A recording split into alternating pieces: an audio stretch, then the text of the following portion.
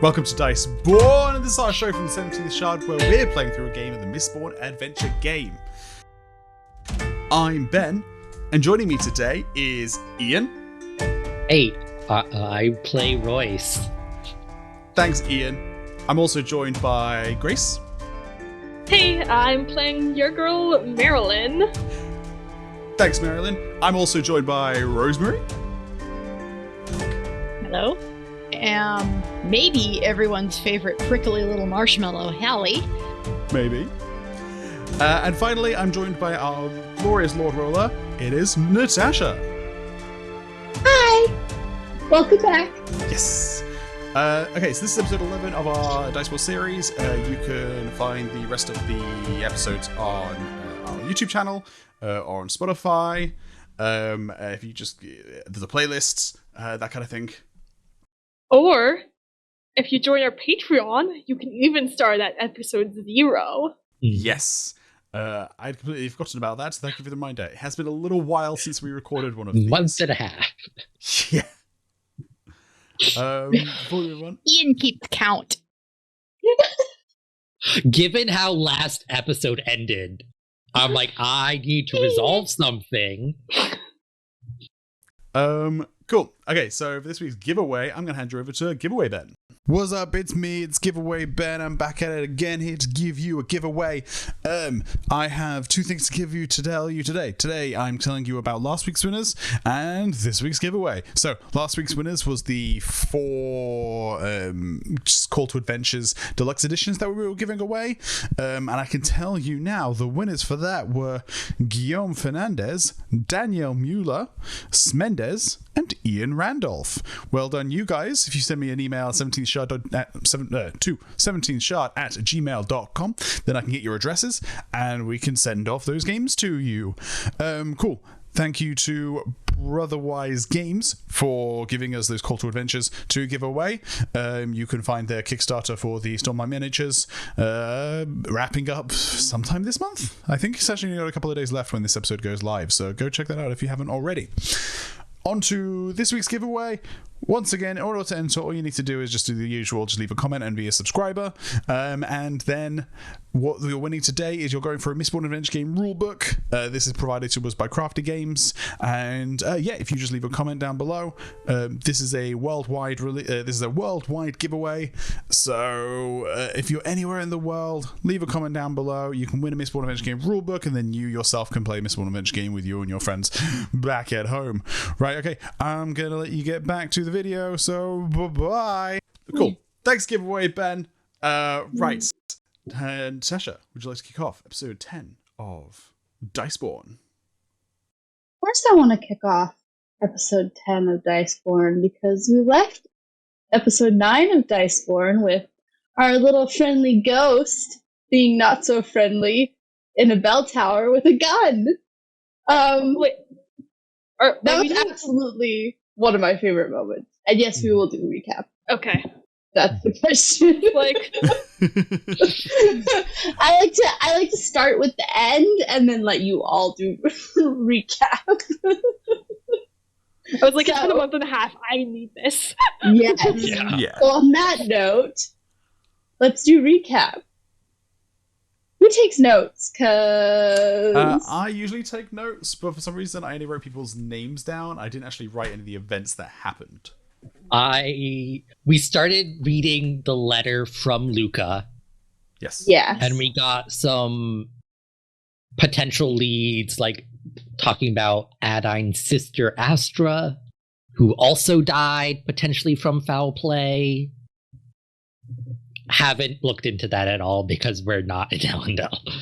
No. But. No.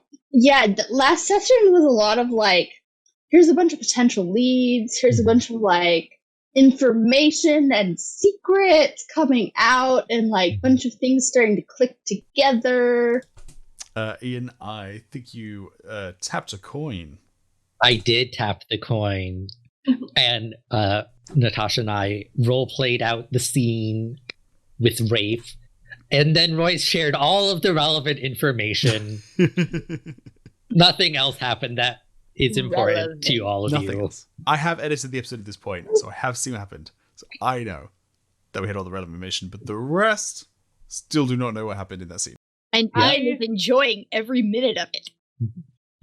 I have experience with Ian's all the relevant information, so It's an accurate statement. It is. I can step by Royce with that. You also finally translated the plate as well. I did. And now you're an expert in hemology? Yes. Unfortunately. And I also didn't share all of that information, but mostly because why would he give a full lecture on hemology in the middle of nowhere? It's like, yo, the plate's about hemology. That's about all that needs to be said. Just saying. Vaguely have this imagination moment now of Royce pulling out a chalkboard Genie from Aladdin and doing this whole tutorial while spontaneously wearing tweed. Yeah. Just wait until my resources go up and I get another prop. I'm just going to carry a chalkboard wherever we go. So we also then went to this little town where I think we met Rosemary's family, or Hallie's family. Yes, I got an aunt and uncle and cousins there, which really helped because the mayor is kind of a rusthead. What? Really? We knew the Colossus-blooded raiders were coming in this general direction. He's like, well, if there's a chance they won't come here, then clearly they're just not going to, because that is the kind of person he is, because problems are for other people. So we did an end run around him, which kind of annoyed him a little, and this is how much I care. And even smaller is how much Hallie cares. So we used my family to get in contact with local folks, and we arranged a defense all underneath his nose without him noticing until it was basically happening. And he's like, "Murr," and we're like, "Me?" So it's all good. And so far, none of Hallie's family has spoken her full first name, which is good, as far as Hallie is concerned. You're going to know that for later. I remember there were some people going well, these don't sound like Scadry names. Honey, you haven't heard how utterly, overwhelmingly terrace Hallie's real first name is. Yeah, it's great. Amazing.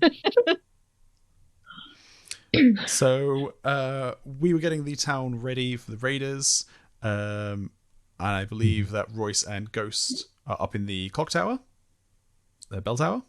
Well, Royce was also giving Ghost a lesson on tin-eyeing. Yes. And then Marelyn, you're off kind of helping out the town, keeping the mayor busy, just kind of giving him the run around. Mm-hmm. And then Hallie, where is Hallie again?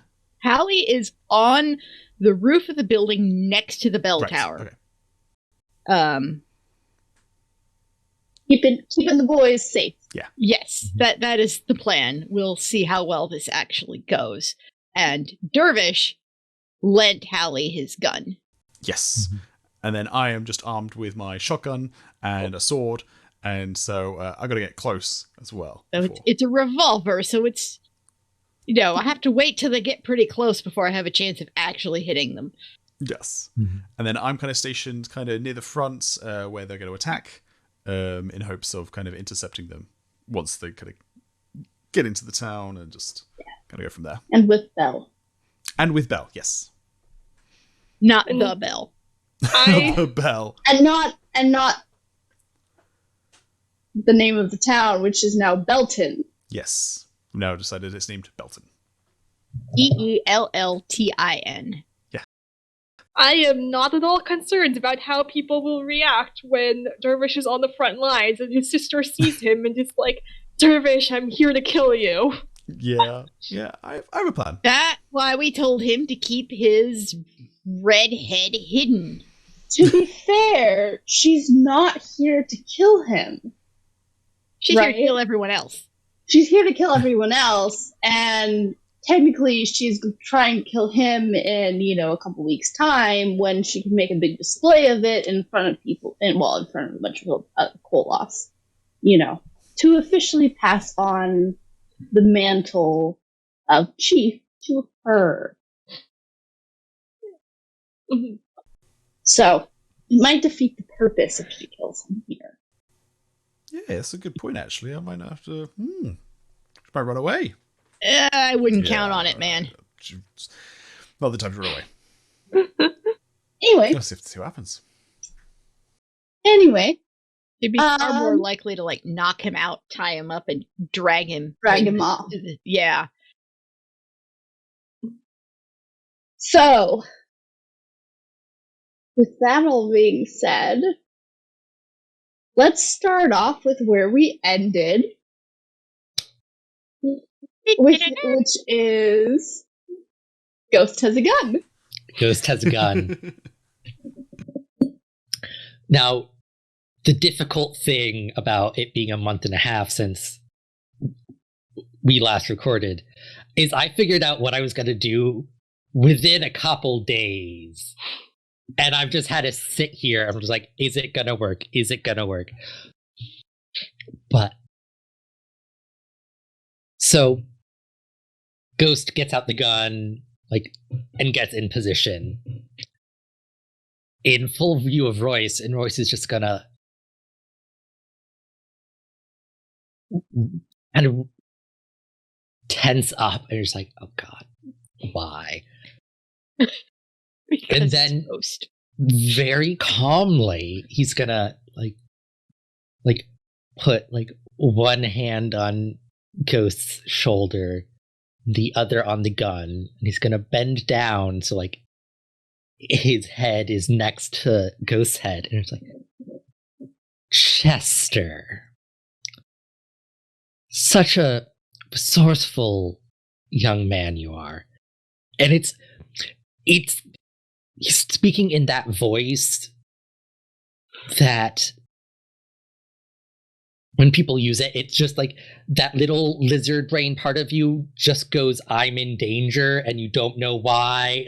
Parents do it sometimes, and it's just the A9 voice. Yes. Where it's just this is a very calm voice, and yet I am terrified. That's what I'm going for here. And it's thank you for fetching this for me. And I'm going to try and take it out of his hands. Okay. Well, I'm going to have you roll me a charm. Okay. And this Can is I going... add anything? Oh, because I've never used my copper frucami.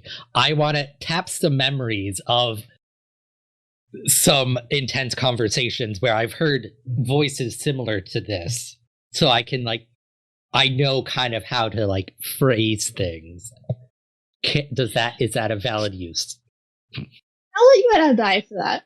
I also think he should get a die just for the fact that he's spent the last however many hours specifically mentoring Ghost. Mm-hmm. And that should give him an advantage here. Mm-hmm. Give him an advantage or a disadvantage? I mean, Ghost has been pretty eager to please. That's true. Ghost is eager to please. And I did just invoke his real name. Yes, but that is a disadvantage. Mm-hmm. That right there makes him go, excuse me. Mm-hmm. And that's just it's an indication of just you screwed up. You should not be doing this. You go in the full name route. Mm-hmm. Yeah. See, that's a bad thing for Ghost rather than a... You'd gain a dice for spending time with him, but lose one for using his name. Fair. If that makes sense. Yeah. And I tried. Because he wants to be Ghost, right? Okay, so my charm is 4. Can I tap Hallie? How does Furukami work?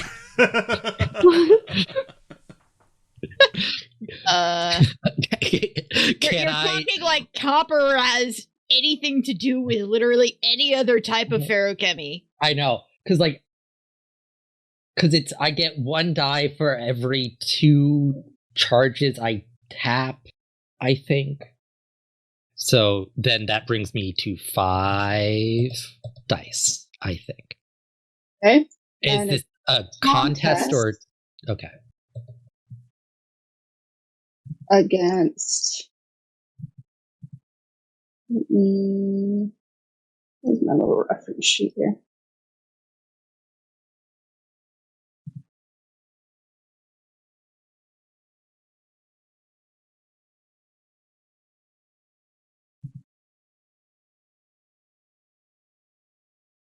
Against his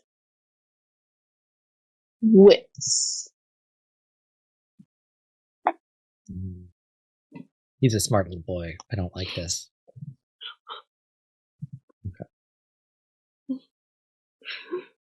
Which is... As Marelyn, I want you to succeed. As Grace, I want you to fail.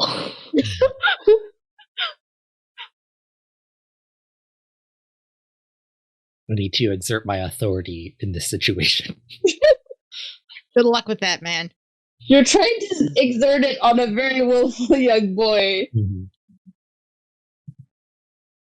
Please remember that this young boy just, up and left his entire family because, he's like, they don't pay enough attention to me. Yeah. And, for the record, Royce is not opposed to him having, gun training. This is not the time. Just not right now. I understand this. Yeah. He's, totally in support of, Dervish, giving him, some training going forward. Absolutely. Yeah, not so right now. His wits is 5. Can Royce be the 10-year-old? He's 12, I thought. His age changes. It goes, So contest, does he roll or? Yes, it's a contest. So they both roll.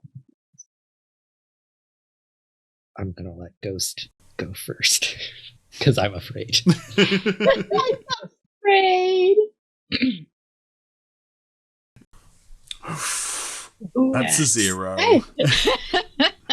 And the GM's just got 2 nudges. Yeah, I'm fine with that. Oh no. That's a 0. Nobody wins. Mm-hmm. How many nudges did you get? I got 1 nudge. Okay. Oh dear. But neither of us have 3, so but oh dear. But that did say who won, because Ghost has 2 nudges. But just barely. They're just barely, like by a nose hair.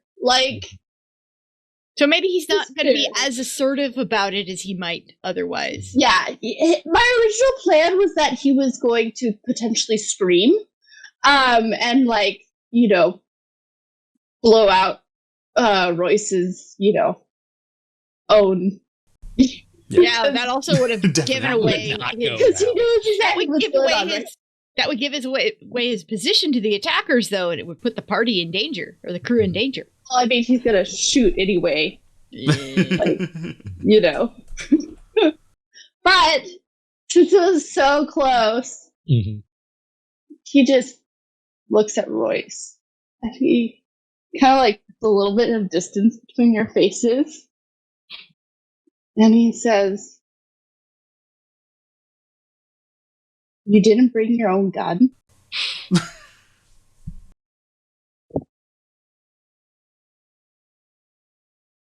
The sass in this child. No, because I knew you were going to fetch one.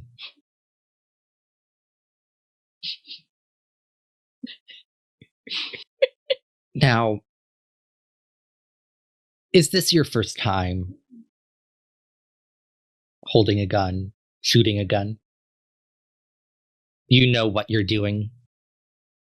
I have some training. You shot a gun? Yes. Oh, you just raised a few cool points there.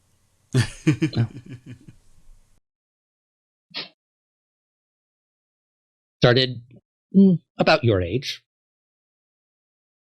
I wouldn't call myself a master, but technically proficient.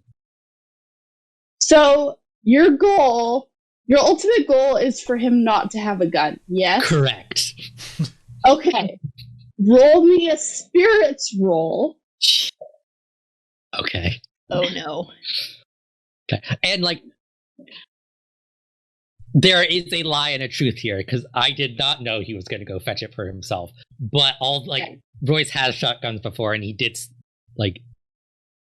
he grew up among nobles. He went on hunts. They started him very young. He's not questioning you. He assumed you were gonna have a gun. Yeah. No, I mean, okay, he didn't assume that. He would have known, because that's what I'm having you roll for. Mm-hmm. But there's a reasonable argument to be made that Royce is much more likely to actually target. Yes. Mm-hmm. And to actually know how to use a gun. Yep. I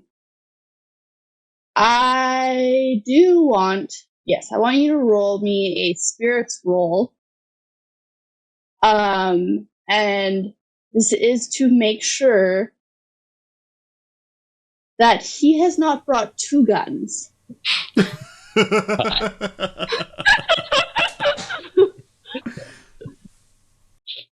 It's like that meme of I have no fears. Goes with two guns, one fear. because the anticipation was right. If your anticipation was that he was going to get a gun, then the anticipation for him would be, I will provide two guns. But he already said he assumed I would already have a gun. No, that was okay. That was me as a GM, and that was incorrect because I was already having you make them.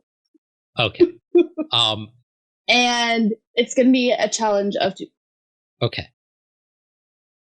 Well, I have 6 spirit, and I have 1 nudge. Okay. So. You're that's right. You're the only person in the crew who actually has a decent spirit. Yeah.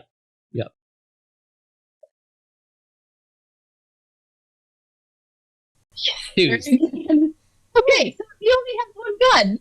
Mm-hmm. Which is great news for you. So maybe he did assume you were going to have your own gun. Mm-hmm. How did you learn? Will you teach me?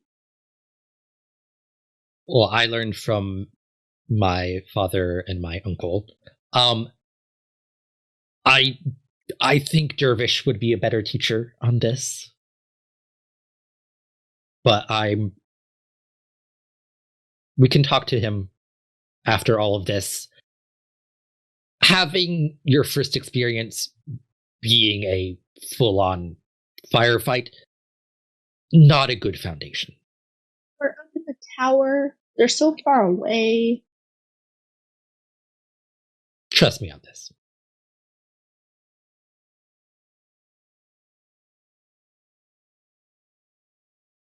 Also,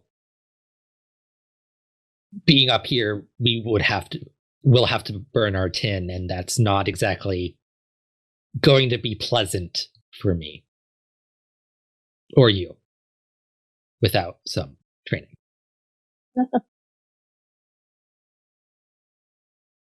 Guns are very loud. Mm. And he doesn't seem to quite have thought of that particularly. Mm-hmm. And then he hands you the gun.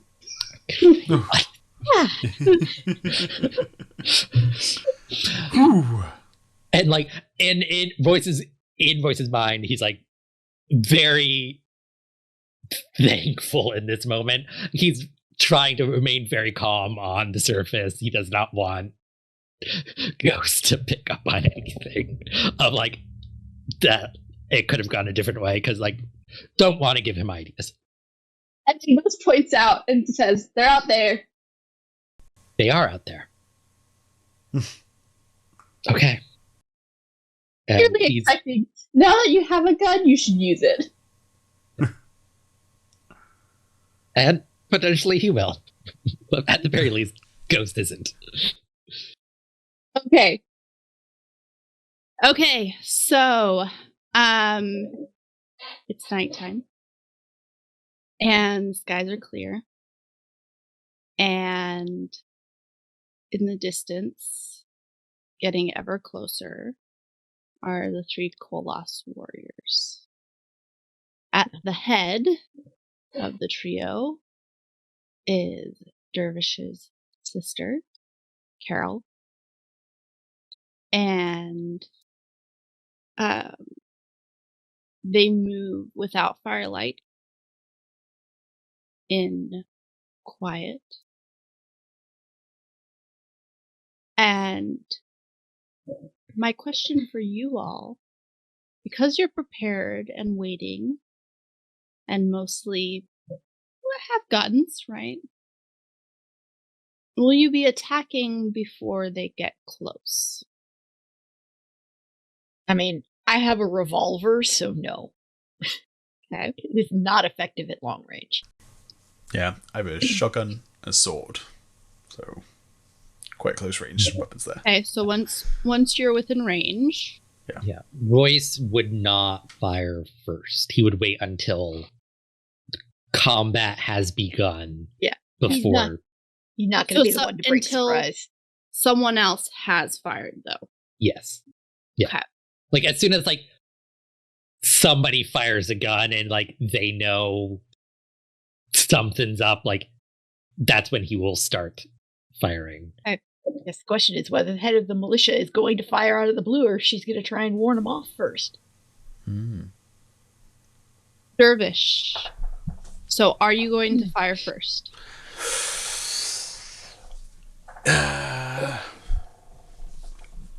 Yes. I'm going to wait for them to get into range, and then I'm going to shout fire. Okay. And then I'm going to shoot. Interesting. Then, So you're not waiting. no. Oh, I'm going to wait till they get close and they're in range. Right. You're waiting until they're 'Cause I have within a range, shotgun. but you're not waiting till the militia goes. You're taking that into your hands. That's a good point, actually. I might actually... Yeah, you know what? I'm going to wait for the militia to fire.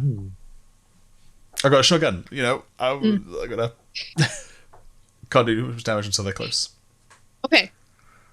Because Belle would wait until they're within range and call for fire. Cool. But I wanted to know if Dervish was gonna take that over.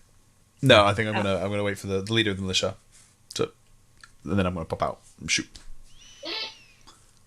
Okay. Yeah, so as they get closer, you notice that the 3 Koloss blooded begin to spread out. In kind of like a triangulated fan. And they don't particularly have like a precise direction, but you've noticed that they're kind of heading towards like the outer houses to hit those first. And as they kind of like go through the houses and are finding them empty, right? Because they have to go through those homes first as they get in closer to get into where everything's barricaded. They kind of group back up together, and there's a moment where they all spend time together, and then they fan out. And you find it...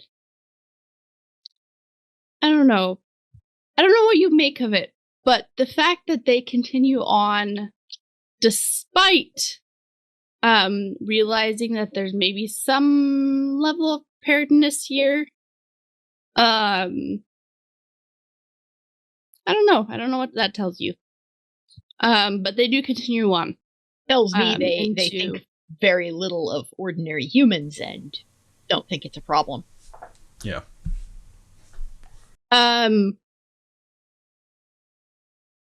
So as they get close, Belle, Dervish, you can see she lowers her rifle, and is looking down the barrel of it, and then her finger moves onto the trigger, and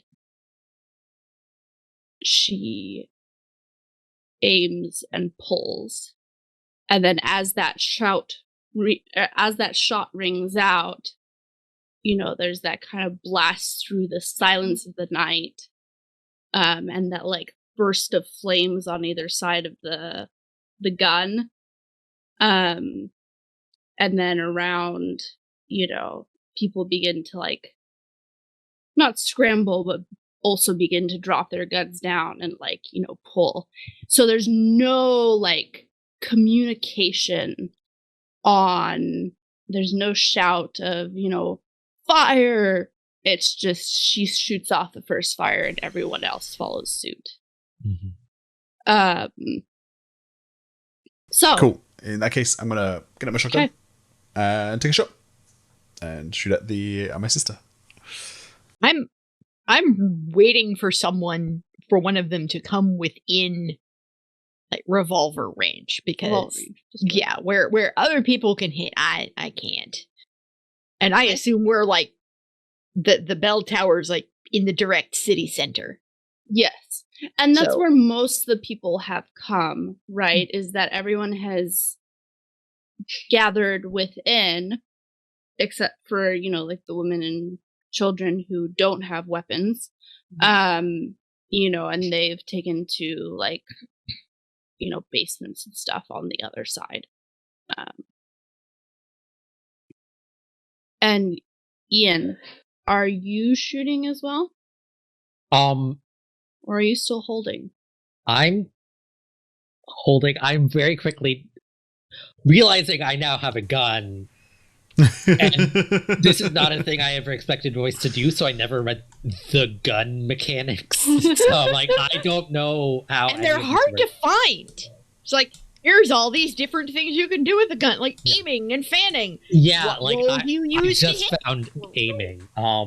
Yeah, but it nowhere in that section does it tell you what you have to roll. I think it's usually a physique roll. I think it is. But there is a stunt that lets you do it with your tin rating instead. Which, even though I don't have that, I can still do that. It's just if it fails, it's bad.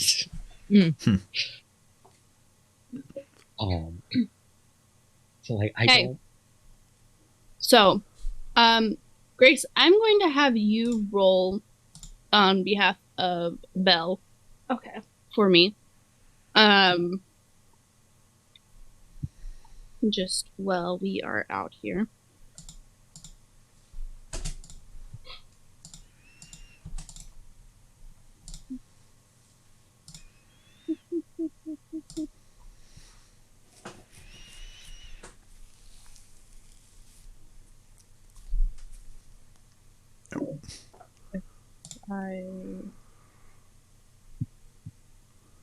Okay, so you will roll me a 4 physique on behalf of her, and Dervish, I will need a roll from you as well. Is there a challenge difficulty rating?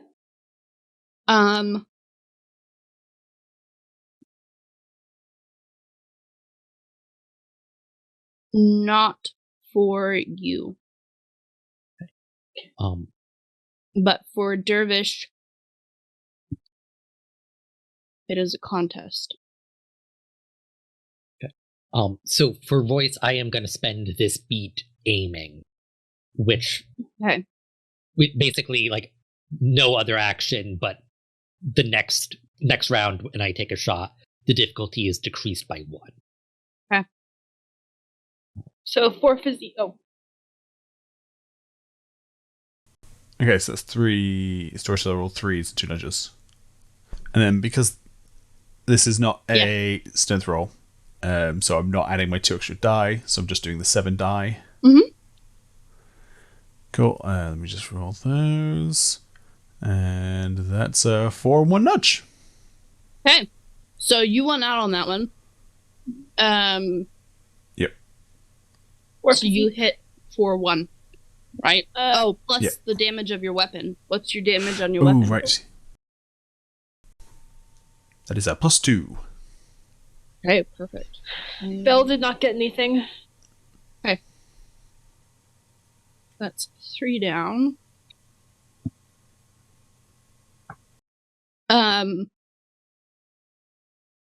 And as your shotgun bullet rips into Carrel, you distinctively hear her snarl. Yep. And through the dark of the night, her eyes begin to search amongst the guns for the one that specifically hit her. Yes. The anger.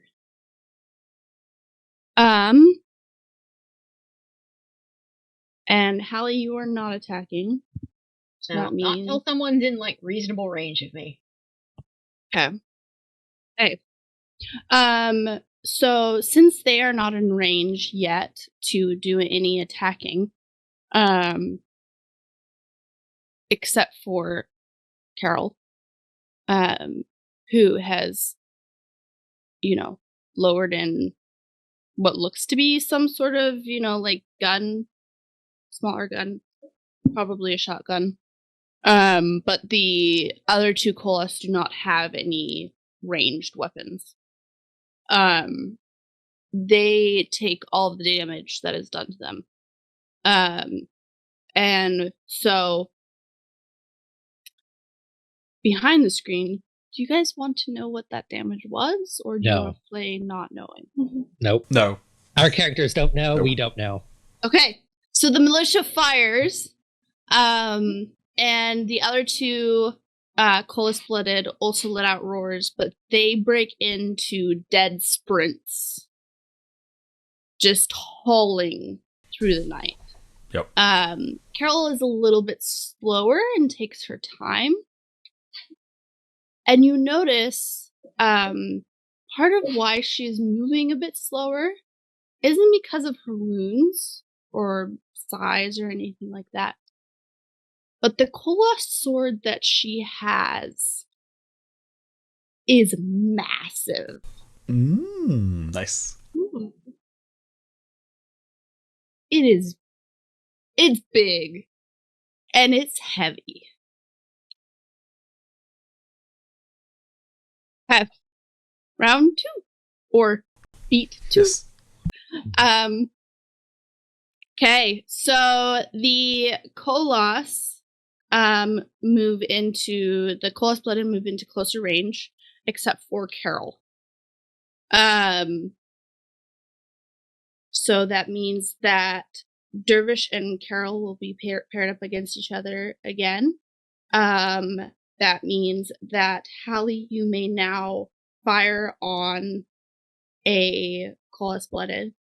Royce, you are welcome to take your shot since you've aimed.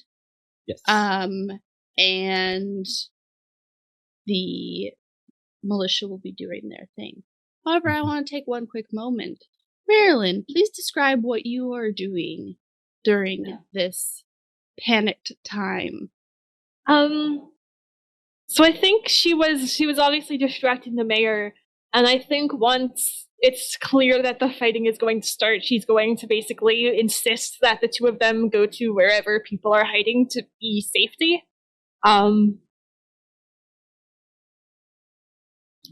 then once she gets there, he's going to kind of, I think at this point she's going to kind of be like, this dude can handle himself. There are more important things going on, and kind of extricate herself from that conversation and go around and start seeing like how people are doing and trying to like keep people calm. Yeah, so most of the townsfolk have gathered, like I said, in like the basements or like storage canning, facilities that the townfolk have beneath their homes, where they keep their winter goods, and you are down there with not only like the mayor and a few other townsfolk, but Hallie's aunt,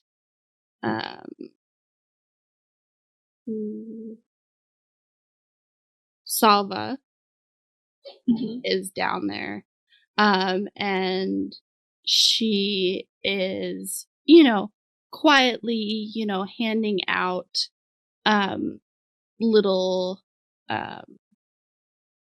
like baked goods, like cookies that she made, just quietly. It's like a very, most people are like hushing children and trying to keep them quiet. And the like Bilco doors have been shut and bolted. Okay,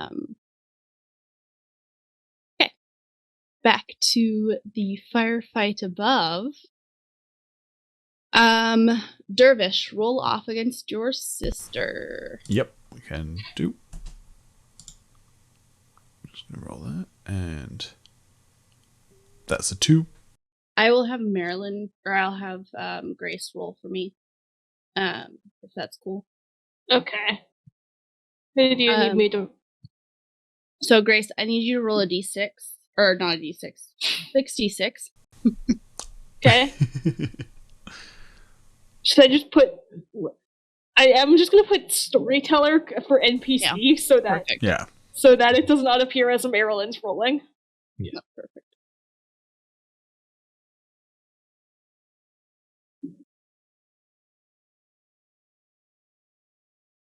Ouch. 5 and 3 nudges. Well, okay. So it would seem that Carrel has locked in on Dervish, as her eyes, scan across, and as he pulls his second shot on his shotgun. Did we put a hat on him at some point? I hope so. No. He probably forgot to keep it on or something. I'm not going Took to it cover off these at luscious some locks point. with a hat. They make you so identifiable. Yeah. Even in the nighttime. And she lowers it, and she lowers her gun again and shoots. And she'll hit you this time rather than you hitting her. Yeah. Cool. So she beat me by 3, and then +2 for the roll, and then -1 for the stunt. Yes, 3 damage +2, -1 for your... Perfect. So 4. Cool. So I'm on 6 health out of 10. Solid. It's going great. On the bright side, at least on the bright side, color sensing is the first thing to go out when it gets dark, so in the dark, no one can tell your hair is red. I think That she is knows not it's very me. well. Plus, I'm about to do something real stupid next turn. Oh. Yes. Didn't we all, I Absolutely. remember distinctly Hallie telling you not to do that. You think he's gonna listen to I me? have an idea on how to deal with that. No. I'm just saying, she told you, stay hidden. Okay. And that Now- if your sister recognizes you vocally, it could be problems for all of us. Yeah. Mhm. Don't worry. I've got a plan in my mind. Okay. Don't worry. I've got a plan. Now I need a roll of so Ian and Rosemary. Mhm. The attacks will not go to you unless they are unless they have a nudge. Okay. Okay. No. The attack will not go to you unless it has 3 nudges the first round, 2 nudges the second round, 1 nudge the last round. So each round it gets higher than the We all do have some level of cover, But- too. Yeah. yes. Mhm. So Marelyn, or not Marelyn, Grace. Grace. I need Yes. you to roll me 5 for each of the Colossus. Okay. The first one will be for Ian, and the second one will be for Rosemary. First one on Ian is 2 and 1 nudge. Okay. So do we want to do my roll now? Yes. So Okay. Ian, roll. Okay, so I rolling with my 10 is 4 dice. I'm gonna tap some more Coppermine memories to add 1. Gonna get to that training that I've technically had. And it's like, it's not good training. It's just like, of course, like nobles In would like there. take their children like on a hunt, like, and it's like the kind of hunt you see in Bridgerton or Downton Abbey, where it's like it's just a bunch of guys in a forest with guns. Yeah, between like promenades, you know. Yeah, like Yeah. it. Of course. I'm technically proficient. Whereas I'm sure Hallie has shot at various predators at some point on the family farm, so at least she probably knows how to handle a rifle better than she knows how to handle a handgun, but you know. Yes. Okay, which brings me to 5 dice, and because I aimed, the difficulty is 1 less. So I just need to get 1 or 2s. And if I fail, it's bad. I do tell Ghost to stop burning tin before Okay. I fire. Very good. I do I mean, warn he him. probably has done that because you did mention that it would be loud, Yes. and so he has put that together. And But I do tell him, if this goes poorly, do not fire this gun. Who knows if that's going to work? But, okay. So, 5. Ooh. 5s. Hmm. ooh, very good. Okay. I will take note of that. That murder. Well, it's not murder yet. No, it actually is murder. Oh. So, okay. well, it's not murder. It's they go down. Self-defense, man. But yeah, so actually, do you want to describe the how the Colossus the Colossus blooded goes down?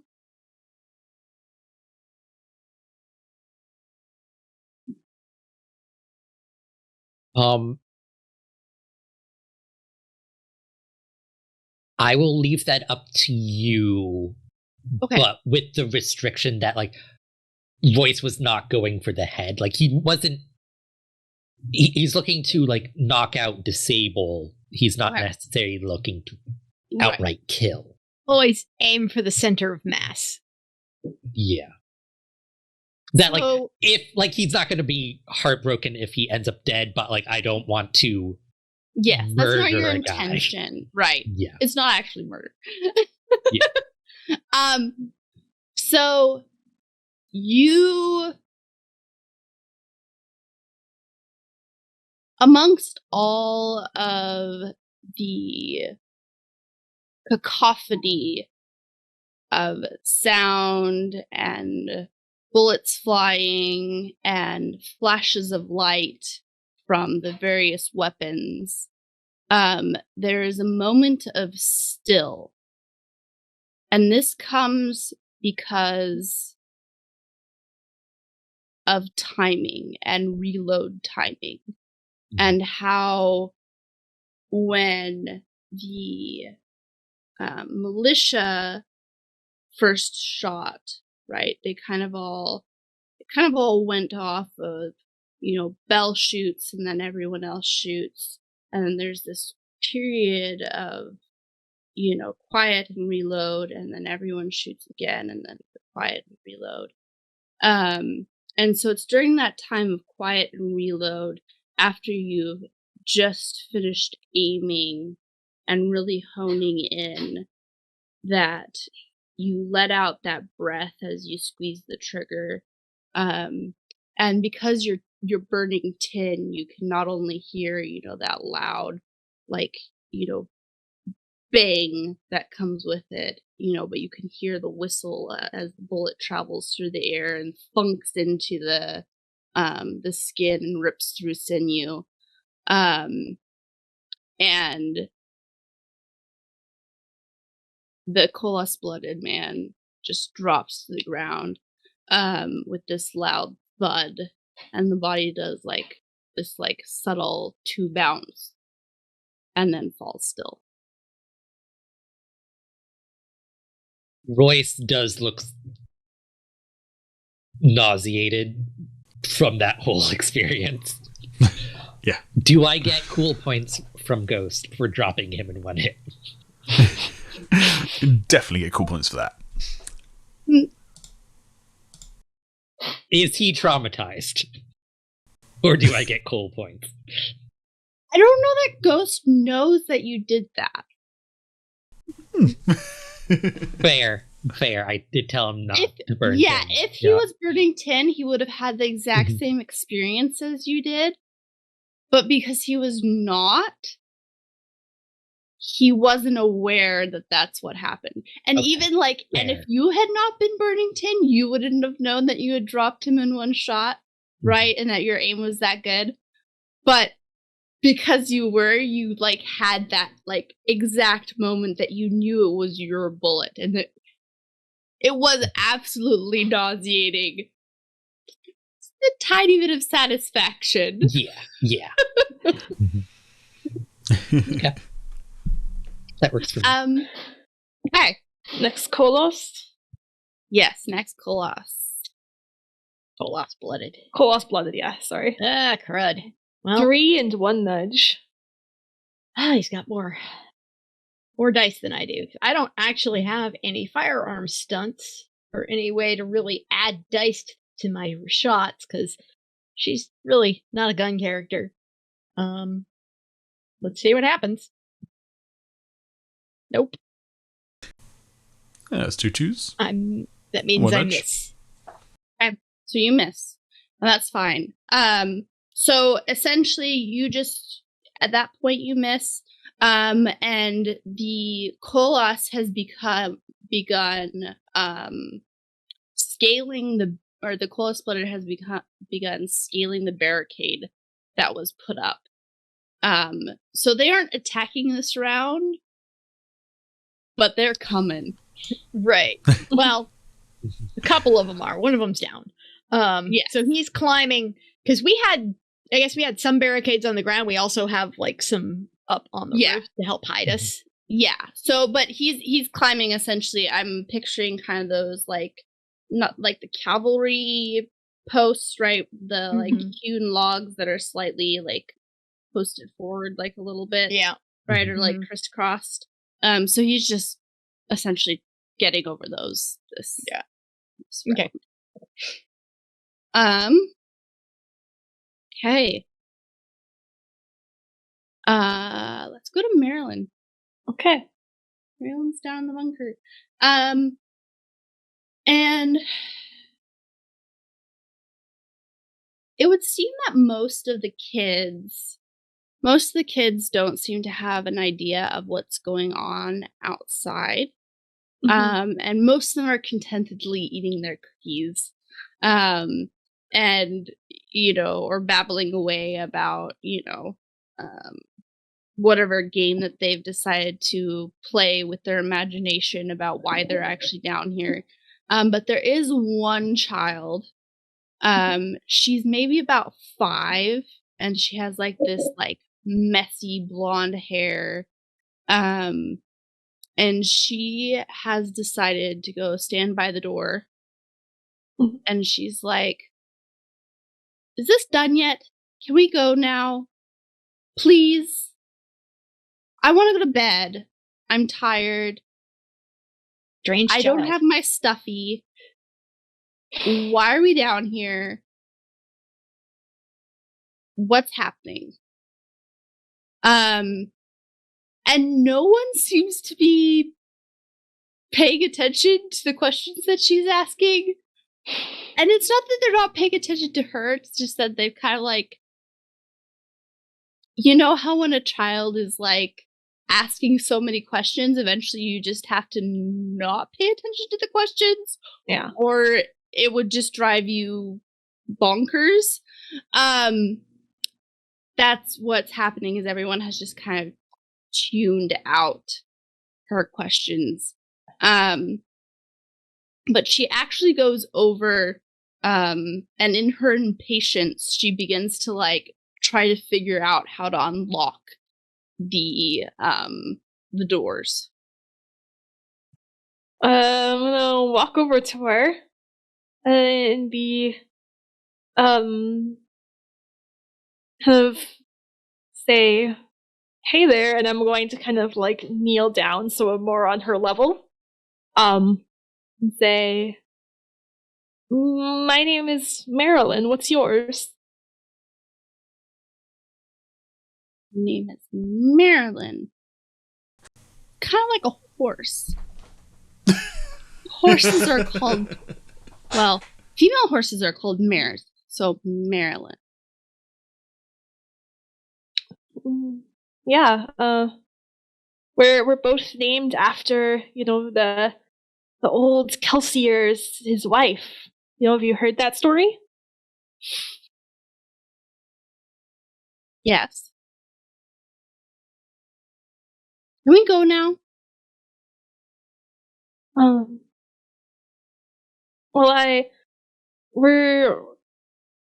we can't leave just yet.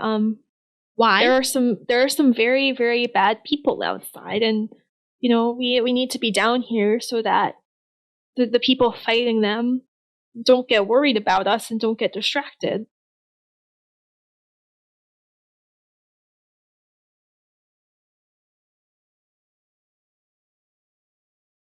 And she looks at you and she says, "But I don't want to be down here." Well, I don't think anyone wants what's going on right now to happen, but it's gonna be over very soon, and then once it is, we can leave and I can help you find your stuffy. Okay?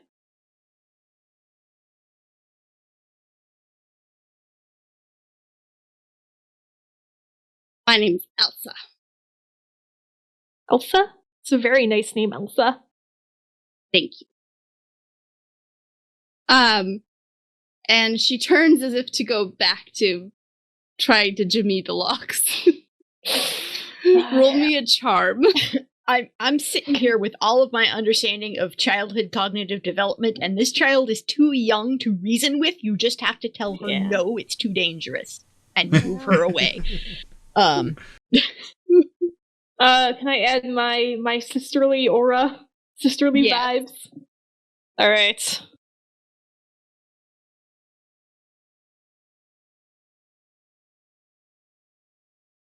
Logic doesn't work on little kids. Is this a challenge or a contest?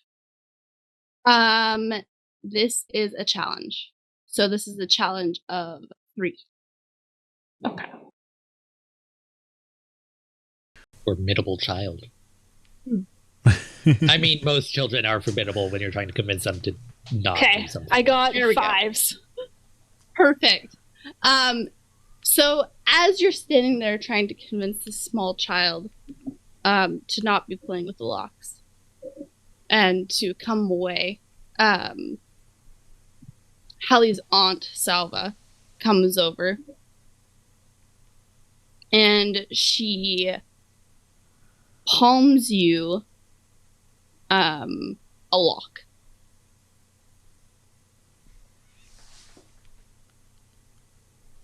And then she palms you some lockpicks.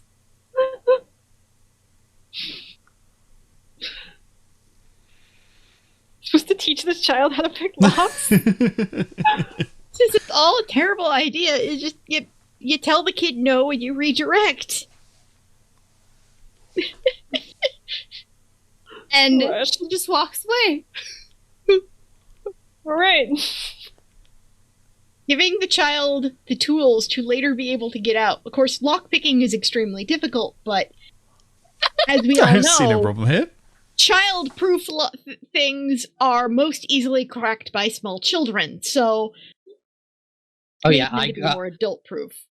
I got out of a locked back deck as a small child and did wind up in the middle of the street. So, And no one knows how you did it.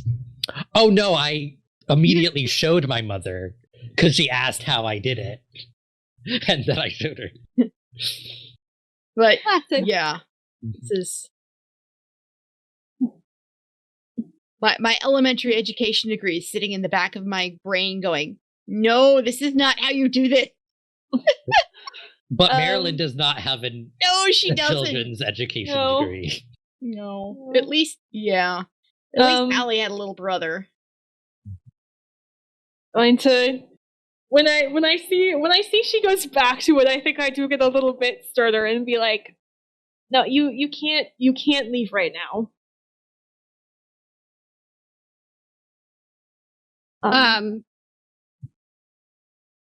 She looks at you and she says, "Yes, I can."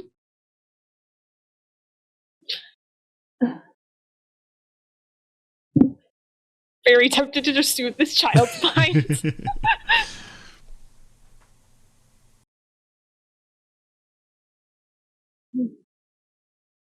And the other option is to just push her away, sit down in front of the door, and physically block her from being able to get to it.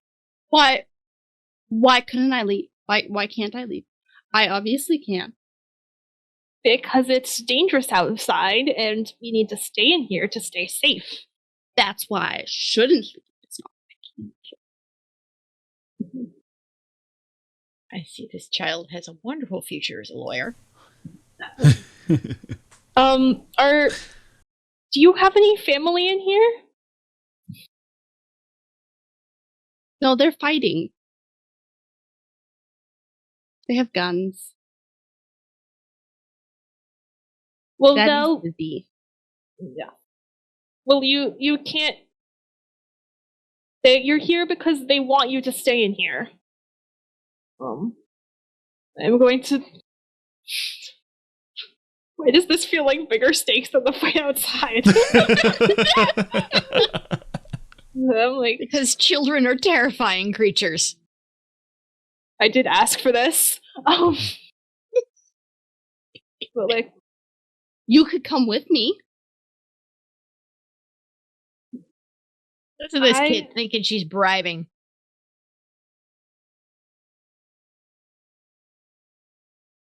how about We can find you a stuffy too. like, which is less bad for this child, soothing her or trying to like teach her how to pick locks as a distraction? Soothing her. Yeah.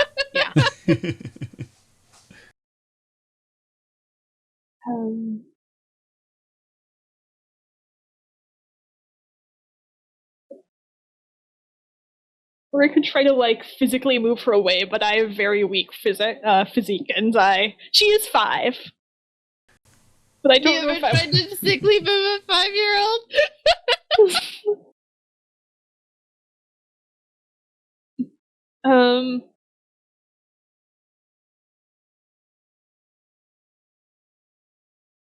I think I'm gonna try the like Royce strategy and just be like, I said no. Now move away. And be like stern. Stern voice. No. Now move away. Being bullied by a zygote. Communications have broken down. Nope. Communications. Nope.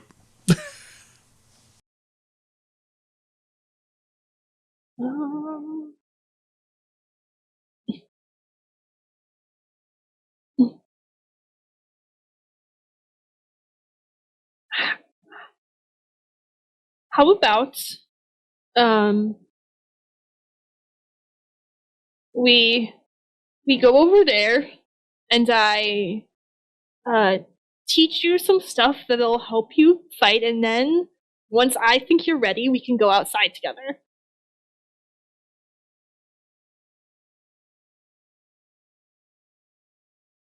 I will reluctantly pull out the lock and lockpicks to show her, but keep it out of range. This is a bad idea, but I'm desperate.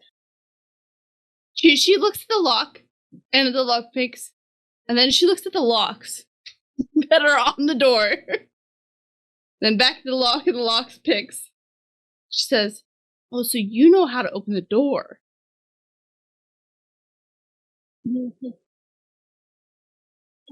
That's a dangerous piece of information.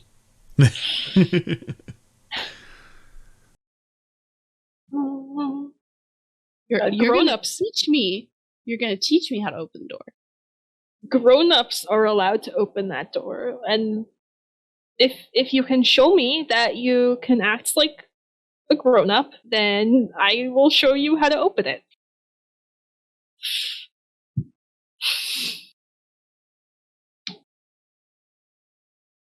He gets this little glower that's like could wither a plant. Mm-hmm. But she goes and she sits on a box and she crosses her ankles and she puts her hands very politely in her lap. She like puts her shoulders back and she sits like this. She like peeks at you every once in a while. And she, in her mind, is clearly doing the best imitation that she can possibly come up with of a grown-up. Child is terminally adorable. And with that, we are going to jump back to the fight. Okay, good. And then we'll be back to Marelyn's conundrum very shortly. Hey, Dervish. Alright. Let's do something real stupid. Yeah. Yeah. Let's do it. So what stupid thing is Dervish doing? Okay, so I've fired my shotgun twice. And I've kind of forgotten how to reload it. So I'm just going to throw it down on the ground. I'm going to pull out my sword, which is covered in its cloth wrapping. Unreveal it. And you can see down the end of the sword is this big brown-orange stain of dried blood that's kind of rusted on there over the years. I'm going to pull out my sword, and I'm going to use the stunt that I took right at the beginning of the game. This is massive jump. And I'm going to jump from the rooftops, and I'm going to go, and I'm just going to swing down, and I'm just going to attack my sister from there. That is... It's like anime levels of Hell awesome. yeah, it is. Yeah. It really is. So I'm going to ask you to roll. Yep. So you will roll, and Grace, if you will roll for me, I will have you roll 6 die for Carrel.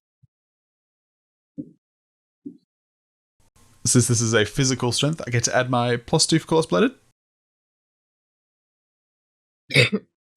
Perfect. Oh no. That is a 4. Yeah. Okay. By the way, if Dervish dies, then Royce is the only one that knows the secret, and you can keep it as long as you want. Okay, right. So I've got to make sure I survive this. Roll my 9 dice. Yes, 5s. Yes. Excellent. So Dervish leaps off the building with the Kolas sword glinting in the night. And like, just like a big cat predator, he like flies down and just slashes. So, how much damage does your Kolas blade do? It does +4 damage, which means adding onto the 1 from the difference of the dice rolls is 5 damage to my sister. Okay. Carrel's face just, for a moment, looks completely shocked. As you just, like, you know, hew this splash, you know, across her. And she falls to a knee. One knee.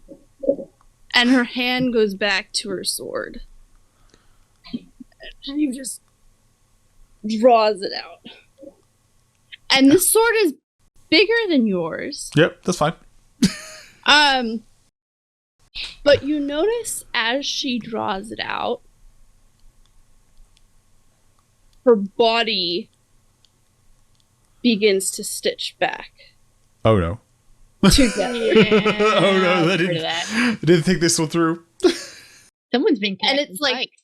it's like as her hands wrap around it, something happens. It's fine. And you also notice, and you're the only one close enough to see this, but, you know, clearly she's bleeding, and clearly she's been shot in several places. But her hands tightening around this blade begin to bleed. Interesting. Do I want to say something now? No. I'm going to wait till the beginning of the next beat to say something cool.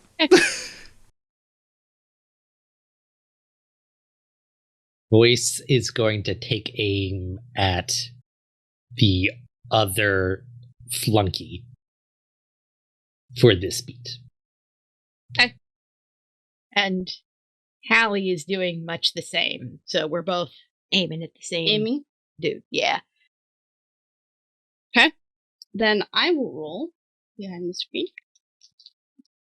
for the militia versus the Kolas that the Kolas blooded that has just heaved himself up over the barricades and is now beginning to just rip in to people. Aren't we all up on the roof, though? Yep, he climbed up on the roof. Oh, I thought he was going through one of the barricades on the ground. No, he was climbing up. Okay. So, like, I did not get that. Mhm. Because that's why I was asking earlier about barricades being on the ground, and you said yeah. so yeah, there are barricades on the ground, but like it takes him the round to get past like the barricades and up, right? Okay, because if he was getting that close, I probably wouldn't take him the time to aim. I would have just fired. Okay. I mean, thought you he was can still fire. on the ground. So, yeah. I mean, I'm saying that, you know, not everyone is even on the roof. Like, you know, there are people all over here that, I mean, yes, most people are going to be on a roof, but not everyone's going to be able to get good vantage from, you know, the couple of roofs that are Anyway. around. And how close is he? Is he coming up onto the roof I'm on, or is it one of the others? It would be one of the others because you're on the bell tower roof. Right. Now, the building that's connected to the bell tower, I'm like not on top of the tower. I'm on the No, yes. Yeah. No. But anyway, You're on, like- if he's getting that close to people, then I'm just shooting. Okay, yeah. Yes, he's within attacking range at this point. Okay. And I got 5 Nice. on my roll. Solid. I'll see what he gets. Or Marelyn, actually. Roll me 5. Yeah. Or not Marelyn. Grace, roll me 5.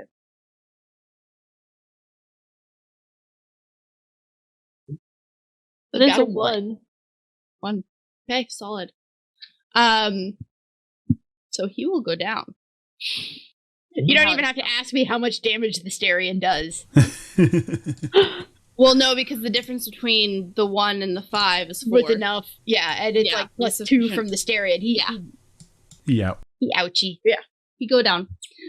So as he is clawing his way, like making his last attempt up onto the roof and like going to like haul someone off, Hallie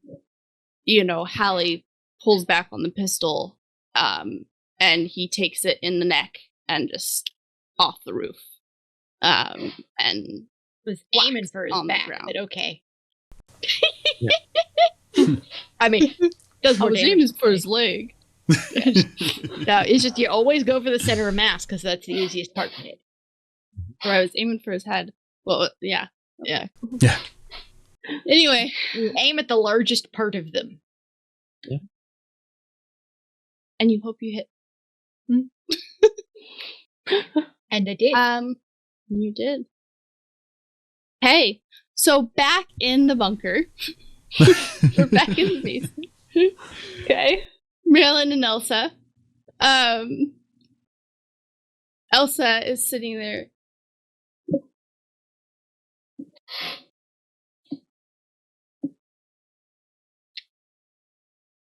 Can I just leave her there until she stops sitting there? Sure. How long will that take? She's out of the way right now. She's being patient. Like, she has a surprising amount of patience for a little while, for a short time. It's more the patience that she has to hold this position is amazing.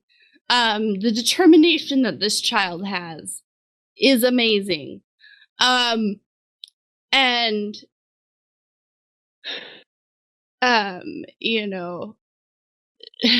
Salva, kind of comes over to Marelyn and looks at Elsa, as Marelyn is standing there. She's like, yeah, she's a feisty one. She reminds me of Hadath Twill when she was a little one. How dare! I'm not even there to yell at her. I think that's why she's using it. Yeah. Any advice? Say that under my breath. Teach the kid to lockpick. What's the worst can happen? Well, you seem to be holding your own. Now and in general. I don't want any of the kids to get hurt, and I don't want her to run out there trying to help in the fight or whatever. No, I mean, you just have to distract her for long enough. And this, and I kind of flash her the lock and picks. Oh, well, that came from Hallie. She was always getting into mischief and fascinated by various things, and at least this has a direct application. I figured you could, Hey, I do learned exactly my what you character did. played with lockpicks as a child. No, that was not. I mean, you can take that if you want and do that, but it was more. There was a lock and there was a lock. She raided my stuff. I'm gonna want those back. It's more she had them on hand and there was a lock. And this was a good way to distract the child. Well, I'll see what I can do. You're doing great, sweetie. And she, kind of goes off and leaves you with the child, who at that point has decided it has been long enough. And she says, have I been a good enough adult? Will you teach me now? Can I? I don't know how. This isn't really something that would work. I don't know if my character can pull this. Can I like ruin the tip of one of the lockpicks? I actually. These had better not be my lockpick. It's a little bit of metal. Should be able to bend that just a little bit. Like, I want to keep one that works. I don't even know if Marelyn can successfully pick locks super well. If it's a physique roll, like, I'm not good at those. But, like... Oh, no, I mean, I don't... It's more of, like, just a distraction technique of giving her something to do. Yeah. Right? Make something and up. yeah, you can definitely bend them. I mean, they're just like...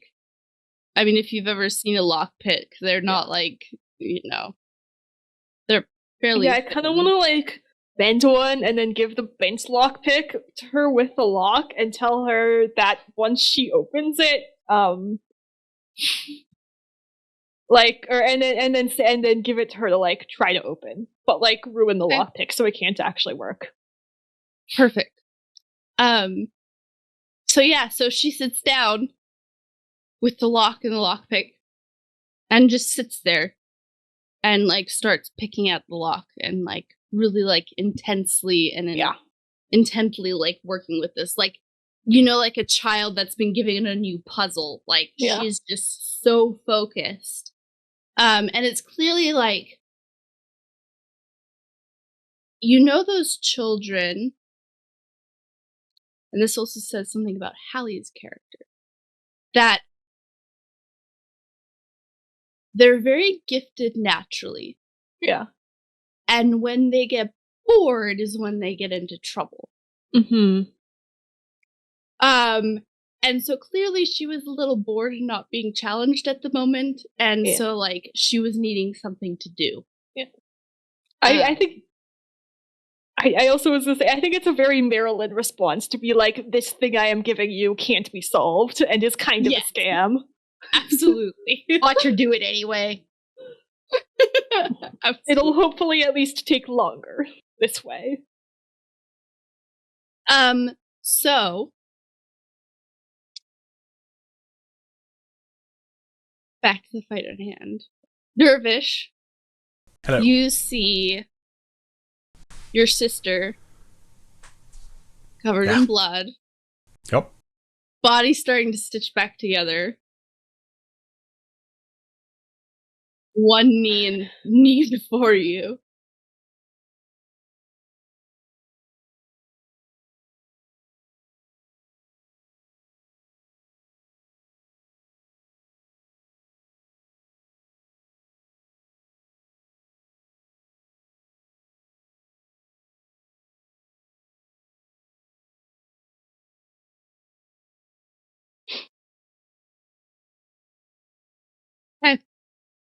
Dervish has an anger. Dervish is very angry. Yep. I mean, so far, Royce and Hallie have been the ones killing. I neutralized. Yeah. Roll your dice.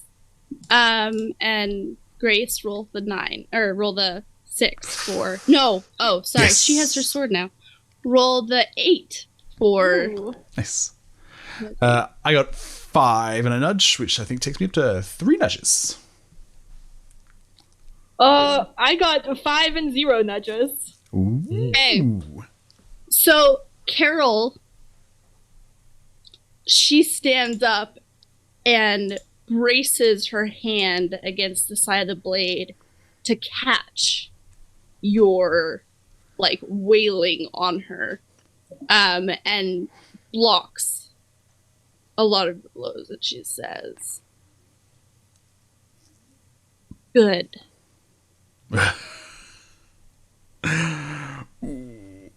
Stop running from who you are. I look at her and I just say, this is not who I am. And then I'm just gonna give her a kick. Just give her a kick. Yes, you may like. Go. So my intention here is that I'm just kind of want to like just push her away and just kick her over. She loses balance. And that is a roll, another 5s, and another nudge. Do I need to roll again? Yes. Still the 8? Yes. Does Royce have an angle on this conflict? Yes, you do. Okay. And yes, you can hear. Oh no! Oh no! With 5 and 2 nudges. Getting scared all of a sudden. So she, as you move forward to kick her, she grabs your ankle with the hand that was holding up the blade, and she just, like, whips you over into the ground. Okay. That's fine. Seeing that, Royce would take a shot at her. Hey. So, Hallie, you are out of the range. Royce, you are within range, so you can shoot.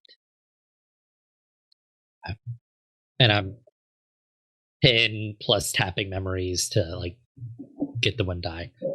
And I did aim, so difficulty is reduced by 1. Would this still be a contest? No, because she's not attacking you. Okay, so what is the? Oh no, it is a contest. No. Oh.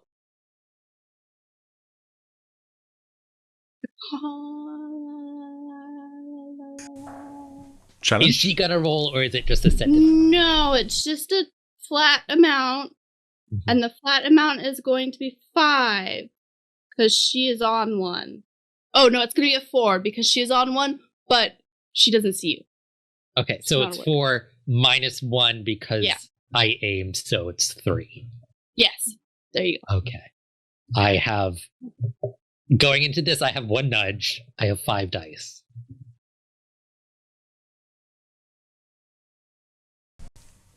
I got 3 nudges, but I failed, so something bad happens. Oh, or you can burn your nudges for 1 for a success. No, he needs 3 for success. I need a 3 for a success. You need a 3 for to succeed. So what happens? Don't shoot me, Ian.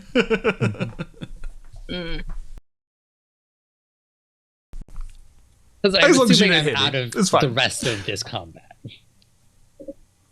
I'm going to give you a burden. I knew what I was doing. We all know what we're doing. We're all professionals here. Except when I interact with a child.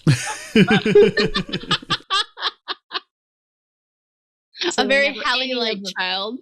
Whenever any of us interact with Ghost, we all kind of fail. Marelyn's like, I'm not even good with Hallie as an adult who can listen to reason. Why would I be good at dealing with a child version of her? Excuse me, my relationship with Ghost is going very well. Thank you very much. Royce, I'm going to give you flashbacks brought on by loud noises. Ooh. Okay. Ouch. Specifically that, how you had mentioned that you were disturbed and disgusted by that whole, Yep. So this is just a trauma response, basically. Yes. It's a trauma response that he's beginning to associate with this sound.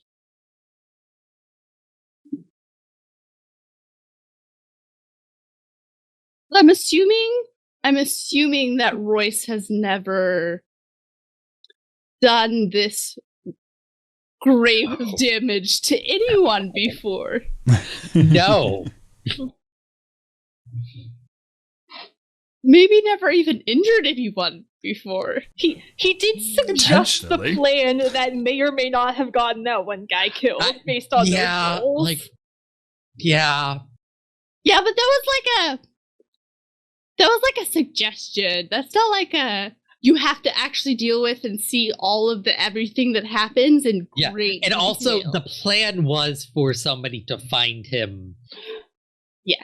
Before something bad happened. We don't know exactly what happened yet because we haven't seen the newspapers or the broadsheet.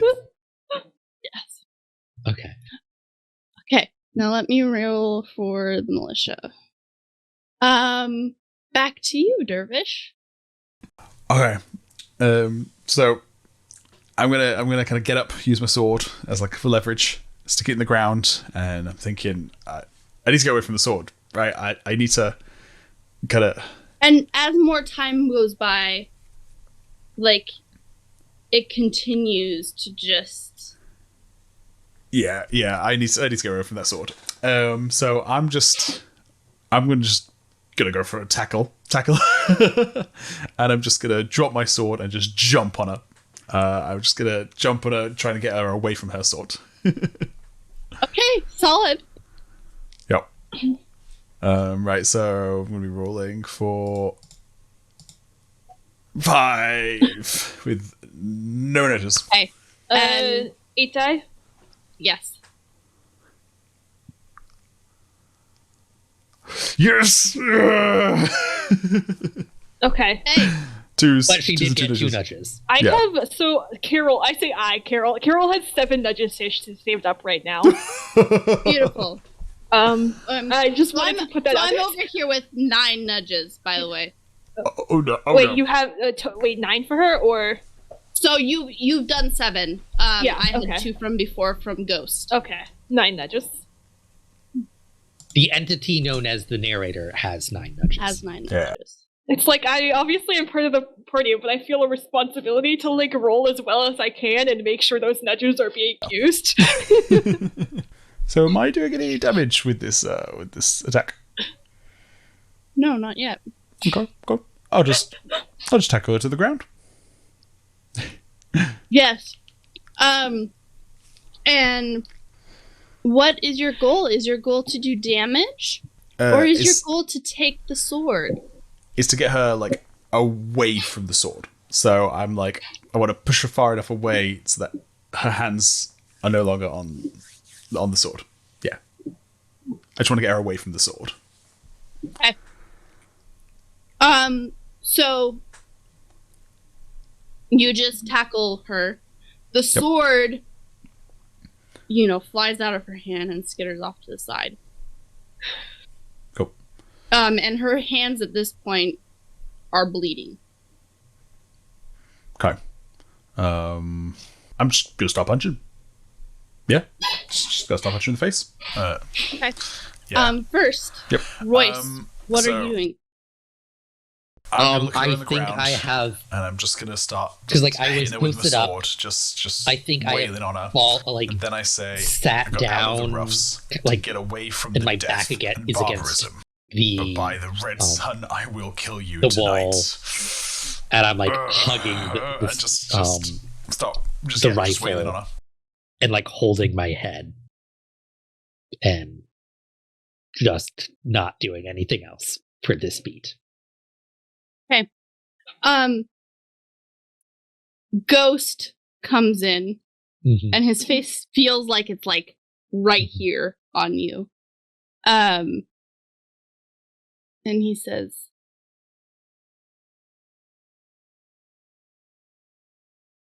"It's Dervish." Mm-hmm. And what Ghost sees in because like the flashbacks from the loud noises, like Royce is not focused in this moment, so like Ghost is looking at Royce and like Royce is not there right now. Mm-hmm. And seeing that, Ghost just goes and tries to take the gun. Royce does have a grip on. Roll me a physique. Oh no. Round 2. How do burdens work? So burdens, I believe, give you a minus die where they apply. Okay. So you're taking a -1 die. Oh, is it applying now? I just gave him one. Okay. Yeah. I didn't know if it applied I when have loud a noises were happening. Physique of 2. It's a terrible circumstance to be in. I say that with love in my heart as your GM. Yeah. Is there even a point in rolling one dice? No. No, there's nothing. Oh, wait, you can get a nudge. And if how many nudges wait. you got. Well, you can- roll 2, and then you take. How does that work? You roll 2 dice, and then there's something that happens when you only have 1 die. You just rolled the one, because... Yeah. I do have 4 nudges. So, I guess I'll roll 2 dice, and we'll see what happens. Yeah. And Grace, if you roll, I now have 5 nudges. if you roll a 3 for me. That is a 2. So not enough nudges to pass it. So Ghost just manages to, yank this gun from you and goes and posts up. Please don't shoot me. I am not cognizant enough to stop Birdington at this moment. So this is not gonna gonna get be pleasant. worse. Yeah, Mhm. yeah. It's gonna be a great time. Oh, good. So good. Okay. Hallie is too far away. Marelyn is underground. We will roll for the militia. Militia surprisingly does damage. Mm. They do a decent amount of damage. Not enough to take her down, but enough.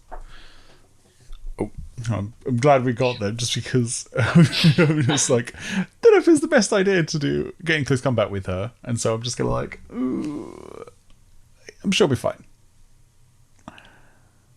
Well, you've gotten the blade away now. Yeah, so that's good. Hey, Dervish, back to you. Just punching. I'm just gonna start punching right in the face. Start wailing. Yep. Hey. Yep. So she is back to a 6. Okay. Cool. I'm gonna roll my 9. Come on, go on. Go 5s and 1 nudge.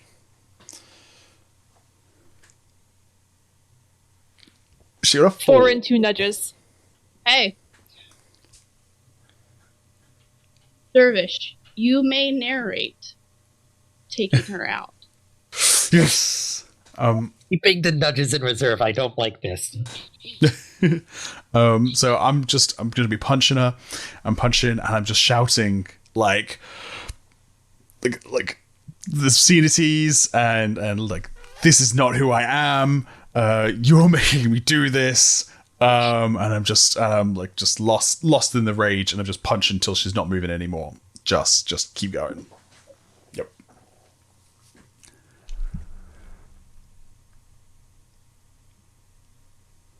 I'm going to ask this as a GM. Are you knocking her out? Or are you caving in her face?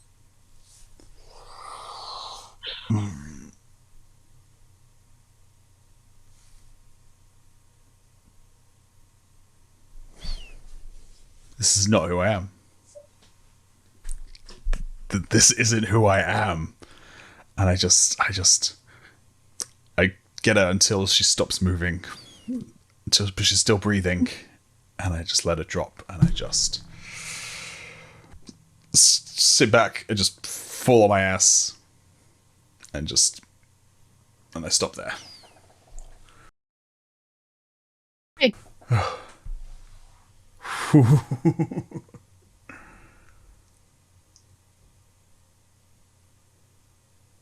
Shots are still going. Militia's still firing.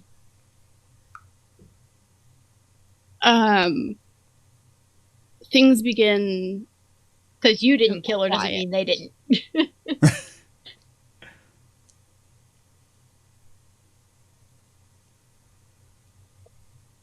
Does Ghost take a shot and take her out? Oh no. Could be here just to be shot by the 10-year-old. I told you she's keeping those nudges in reserve. Royce, I need, since you're mildly unaware of what's going on, I'm gonna need you to make me some sort of roll to know what happens.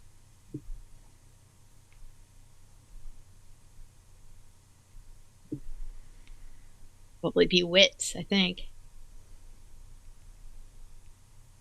Either wits. Actually, no, you're still burning tin, right? I am still burning 10.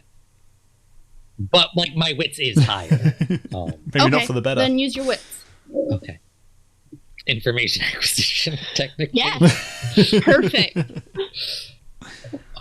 You will take a -1 because of your burden. Okay. That is so going right. My wits is 5 + 1 - 1. This is going to be a 2, a challenge of 2. Okay.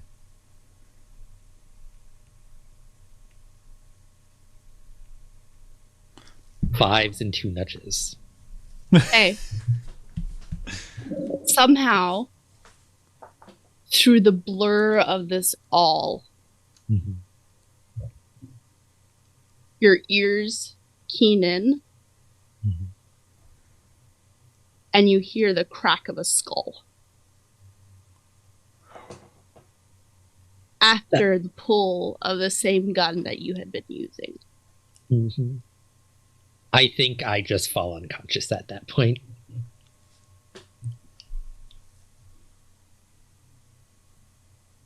And we're going to take a break. No, do we have to? Boy. Oh my god. Oh, that was so stressful. Yep.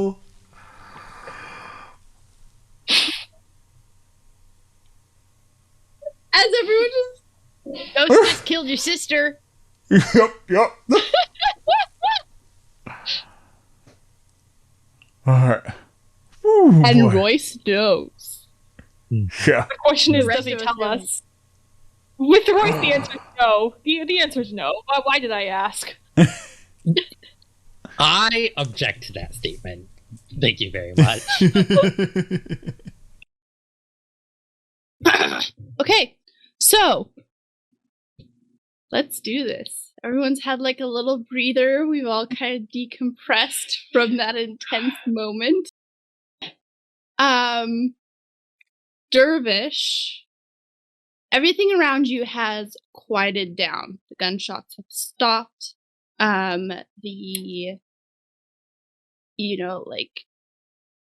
Powder has cleared from the air, right? Those big plumes that come. And Carrel is laying on the ground dead. And very clearly there is, a pretty large crack wound from a bullet in the side of her skull. And off to one side, where you threw it, is your blade. And, well, your father's blade. And off to the other side is Carrel's blade. So I think in that moment, I'm kind of just sitting back on my ass on the floor, just kind of taking in this scene before me. And I'm just kind of like, in my head I was thinking, could potentially, wait for the Connors to come pick her up and, they could deal with this situation. But there we go. That's not going to happen now. And so I'm just kind of just taking it in, I look at her blade, I look at my blade. Do I see the bag of spikes? Yes, on her person there is the pouch with what you know to be your father's spikes. Okay. So I'm gonna kind of lean over and I'm gonna take the bag and I'm gonna untie it, open it up and look inside. How many spikes are in there? More than there should be. Okay. So I'm gonna close that bag, tie it back up, and just kind of sit back down, put put it in the old pocket. And just kind of sit there, waiting for a little bit. I'm not sure they'd fit in your pocket, but... Don't like that big, though. I mean, that's going to fit in a pocket? Not in girls' pockets, men's but pockets. men's Yeah, Yeah, men's pockets are... it could definitely fit in men's pockets. And like a man his size, yeah. Gotta have some big pockets. Yeah. They like go down the entire leg. They're actually functional. They're +3 trousers of holding. Yeah.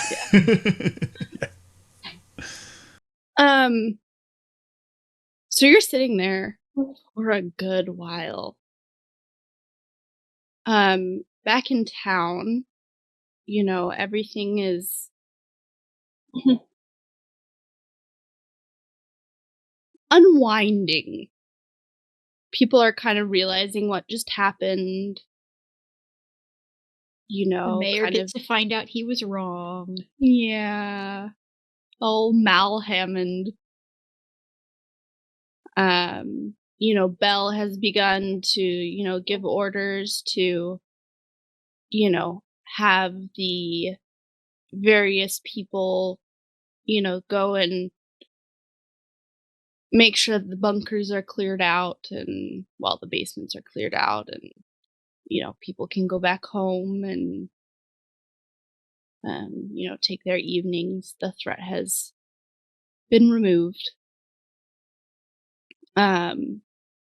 Elsa can go to bed with her plushie now. Yeah. Or with her stuffy. With her stuffy. And Elsa has continued to work away at this, you know, lock, just doggedly, to no avail, of course. But you know, when it comes time to leave, she is very frustrated. But she hands it back to Marelyn and says, "Well, I'm going to bed now." And she just kind of turns around and stalks off with, you know, everyone else and goes to find her father. And up in the bell tower,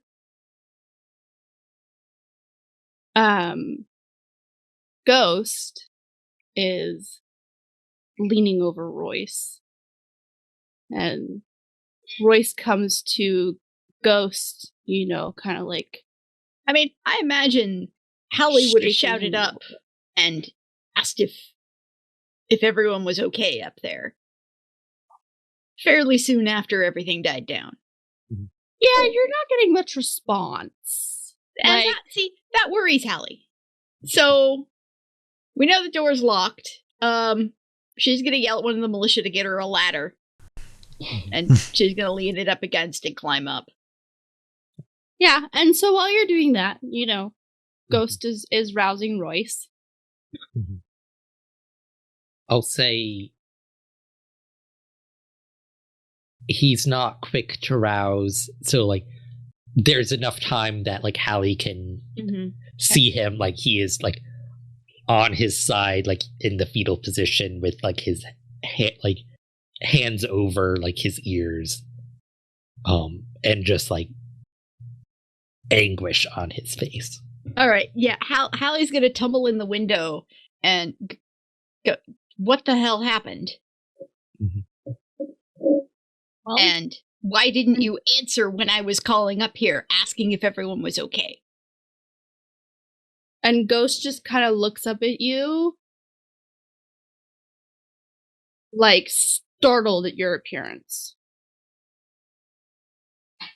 He turned off his tin, didn't he? And he says in kind of a stilted way, he's like, "I can't hear you right now." He didn't turn off his tin. Oh, okay. Mm-hmm. All right, Hallie can't calm down a little bit and she'll kind of, do some hand motions of like, trying to figure out what the hell happened to Royce. And he just says he was shooting and then he freaked out.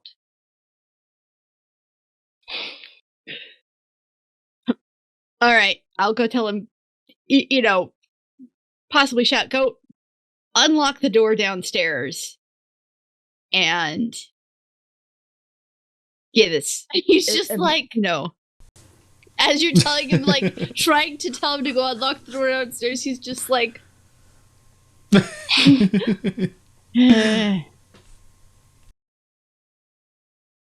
you go unlock down there. okay. And he, scrambles off to go do as he was told.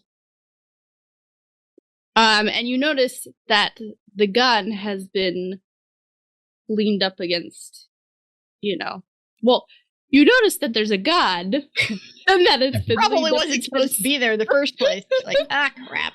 All right, and which, like, it's leaned up against the wall. How close is it to Royce right now? It's not very close at all. Mm-hmm. All right, so is Royce still basically unconscious, or he's conscious but unfocused. Okay, so she's gonna try and make him a little more comfortable. She'll find something to bundle up and stick underneath his head, and just kind of keep an eye on him while he comes around. Yeah.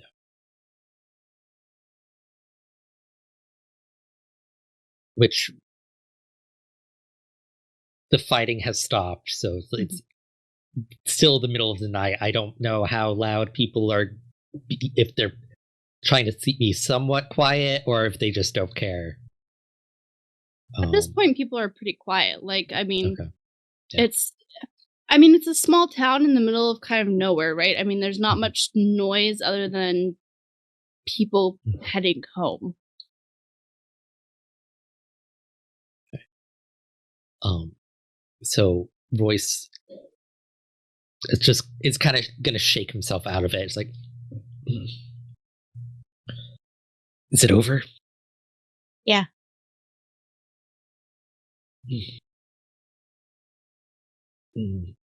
Remind me not to shoot guns with my tin on again. Oh. You and the kid, man. No, I told him Ghost is completely deaf right now. No, I told him to turn off his tin. It was off. Yeah, well, I'm not sure he listened. Well, it's Ghost. Are you all right? Be quite honest, no. All right, let's get you down and into a bed for the night. Come on. And she will help him to his feet, and she's about the right sort of leaning height, so yeah. Okay, so you help him down. It's kind of a difficult climb, right? Because it's like a bell tower stair ladder thing. It's not easy, but you get him down.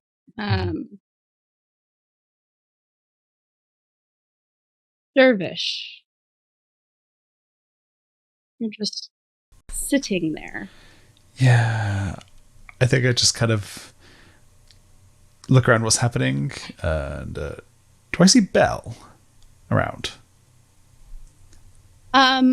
Eventually, I mean, you would see her back, kind of gesturing, ordering people around, and eventually she would start, coming out your way. All right. I think I'd kind of, stand up and just kind of dust myself off and just kind of say, how did everything get through okay last night? Everything Yes, everyone's fine. Good. I assume you'll get the Connors to come deal with this whole situation. Yeah, I mean, yeah, we'll take care of it. And she kind of just looks at the body, looks at the swords, and looks at you. Yeah. Those 2 swords, those are mine. So I'll be taking those.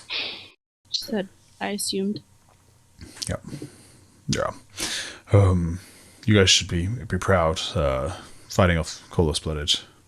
It's not easy. Yeah, not normal for out here. Yeah. You okay? Yeah, I'm doing all right. I just I think I forgot that I could reload my shotgun for a second there. Before I jumped in there with my sword. But I'm glad your people were there to help. I mean, they did. Look what you guys did. So. Yeah, you jumped off a building. Yeah. That was pretty cool. Yeah. Okay, and now they're flirting. I think I'm still in a little bit of shock after all that, and I'm just kind of feel like it feels good to help around, help a town in need. But you're still sitting there on the ground. Oh, yeah. So I stand up and I kind of dust myself off, and I kind of take those 2 blades and pick up one and go over to my sister's blade and go to pick that up. Roll me a physique.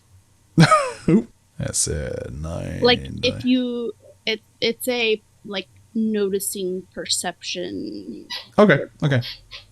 So it's not using this. Just a 7.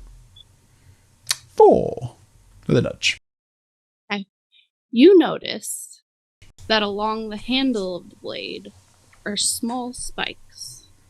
And do I notice if it's like substantially heavier? Or If you're picking it up, yeah. Yeah, I'm picking it up and I see the spikes on the handle. Drop it. Have you got a bit of cloth or something?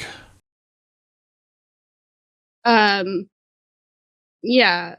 She pulled out some, bandages and hands them to him. Cool. So I'll wrap the bandages around the handle, and then try and pick that one up with one hand. Just is it bigger? It is. It is bigger. Yeah. So I kind of go to pick it up, and then I turn to Belle and say, "Oh, what are you guys gonna be doing now?" Well, we're gonna clean up a bit and go to sleep. Leave the rest till morning. Yeah, good plan. Mostly make sure that bodies aren't stinking up anything. Oh, Like, right. make Do you want me sure to? all 3 of them are dead too. Yeah. Aren't stinking up anything. Cool. So do you want me to put her anywhere or? Yeah. I mean, I don't know. What do Kolos normally do with bodies? Not much really. We just chuck them in a hole in the ground. Okay. Yeah. No, nothing fancy. Well. Nothing like that. Well. See, they get into the ground. You can just drag her on in town and. Cool. I drop the swords on the ground and then pick her up by the legs. Just start dragging her into the town. Okay. Are we good with skipping till the next morning? Yeah. Yeah, I'll be alright. Go with that? Yep. I assume we'd meet back up at Hallie's aunt's place. We got room for us. I don't know. Yep. Yeah. Oh. And they would, I mean, put you up in like their barn. I mean, they don't have like guest rooms or, you know, anything really. They have. Marelyn might have tried to like leverage the fact that they saved them to get nice rooms for all of us. Like, I know it's kind of the morning, it's like kind of right after a fight, so things might be a little too busy, but she might have like made some like tasteful inquiries. Roll me influence. Oh, influence? Okay. That's, yeah. Plus 1 die. Okay. The challenge or the difficulty? 2. 2, you said? Mm-hmm. Okay. There we go. I got a pair of 5s. Perfect. So actually the mayor has a very nice house. Ooh.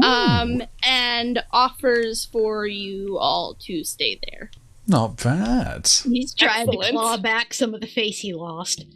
Yes. I am going to be sleeping in until very late in the next morning. Do we have individual rooms or do we double up? Yes. Oh no, you have individual rooms if you prefer that. Yeah. Mm-hmm. It's a lovely manor house, you know. Yeah, so morning comes. You all have the opportunity to bathe, and you've all been rested, and there's breakfast. And the mayor is nowhere to be seen. Good. But there is, you know, a cook that's helping out and making sure you get served and having breakfast. And there's a nice table. I assume we all had a little catch up in the night. Oh, for sure. Good. Yeah. So like for the rest of you, Royce isn't as out of it as he was last night, but he definitely seems distracted and doesn't like only responds like if like directly asked a question. Otherwise he's just kind of off mentally on his own. And very like prim and proper eating breakfast. Fancy noble way. And Jelly seems to be, you know. Oh yeah, Jelly. Jelly Definitely forget about her. Yep. I didn't forget her. Jelly's there, but she's, you know, just kind of quiet and watching you all and, you know, taking in how this has affected things. Hallie is casting occasional worried glances at mostly Royce and occasionally Dervish when she thinks no one's looking. Ghost seems to be his usual self, other than the fact that most people believe he can't hear anyone right now. I mean, he's going to play that up long after it's worn off. We know this. I think Marelyn's pretty normal. So, what happens to Ghost? Here as I can figure, he fired a gun with his tin on. Yeah. Yeah. Not a good idea. Voice will just like shake his head at that, as if like that doesn't seem right. Yeah, it's not something you should try without some proper training. Yeah. And even if you have it, I'm thinking maybe we need to have some crew earmuff. I think Marelyn would normally, like, she looks visibly, like, annoyed, but sees that Royce is out of it and decides now is not the time. And, like, that he's probably already been punished enough for whatever happened up there and putting Ghost in danger. Yeah. Hey, Royce, why don't you teach the kid? Yeah. Yeah. Someone, if he has the ability, he should know how to use it. Yeah. How'd you get on last night, Marelyn? I stayed in one of the bunkers and helped calm some of the civilians. Good. Better you than me. Oh, do I still have the lock and the lockpicks? Oh yeah. And I'm unless gonna you return them to. I think I'm gonna pull them out and go to just hand them to like Hallie or like show them to Hallie and be like, I believe these belong to you. Am I lockpicks or were they actually my aunt's? Oh, they're yours. She'll look at them and like, what did you do? Your aunt gave them to me. You bent one of my lockpicks? It was an accident, unfortunately. I'm, despite being a criminal, not trained in those sorts of things. Why were you picking locks? Weren't you supposed to be like safely behind them? In a situation like last night, things do often go in unexpected directions, even in safety. Hallie's looking annoyed and skeptical, and she'll pop a few charges to heat up and soften the metal and bend it back straight. I think at this voice, Dervish would be assuming Marelyn's like broken somewhere to steal something and just goes, so find anything good?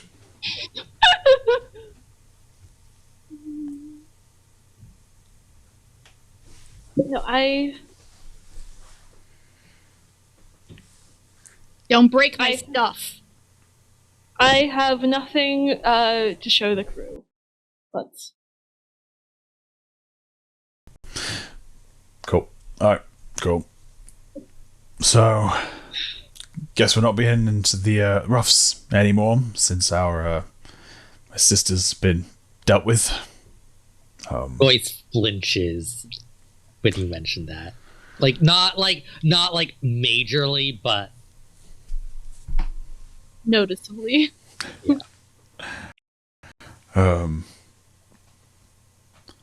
But that's good news for you, Jelly. Having to go into the roughs, into a death-defying situation. No, you've already been through one. Are we still going on to Luka's family? Where does he intend to meet us back up with us? What did the letter say? Luckily, our family farm where I grew up is nearby. After that, I may need to head back to the city. I will leave word with my family or find another way to notify you so we can link back up again at an appropriate moment. Okay, so we're going to his family. Yeah. Well, in that case, I'll just let them know that they don't have to worry about a gang of Kolos raiders coming to take them out and ruining their wedding. So, I say we go see him. Very well. I don't know how long we want to wait and rest before we want to continue on our way now. Yeah, I'm wondering about if the Connors turn up. I'm still kind of wanted for arson. Well, given that they were just attacked by your sister. Yeah. Not that they know that she's your sister. But I mean, he was instrumental in making sure nobody got killed. Yeah, it's fine. It's like as long as Belle didn't take too close of a look at me and. Is there always a family resemblance? Is that just a? Do all Kolos blooded look alike? That's racist. Yeah. And it was in the dark. She has a shaved head. Yeah. I mean, Yeah. Like, you know, these luscious. So yeah, probably want to be heading off sooner rather than later then, as a little bit wanted for arson. You know, we don't want the Connors turning up to... Yeah, and or you two, like, you know, Yeah. maybe Little. we should head out soon. Probably for the best. Today? Is that too soon? Are we recovered? And I kind of look to Royce. Yeah, we can leave whenever works.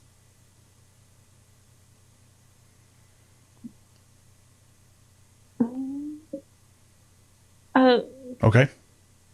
Very well. I will clear things up with the mayor and Hallie. Perhaps if you want to spend this time to say goodbye to your family, and we can meet back up to leave at in a couple hours.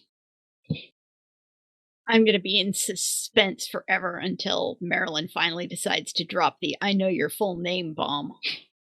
Look, I gave Marelyn another secret. It's fine. Is that actually a secret? Like, I mean, it's not something she's told. It is. She's a little bit embarrassed by how overwroughtly terrace it is. That's really it. I'm gonna need to have someone message me the spelling because it's like I got it around here somewhere.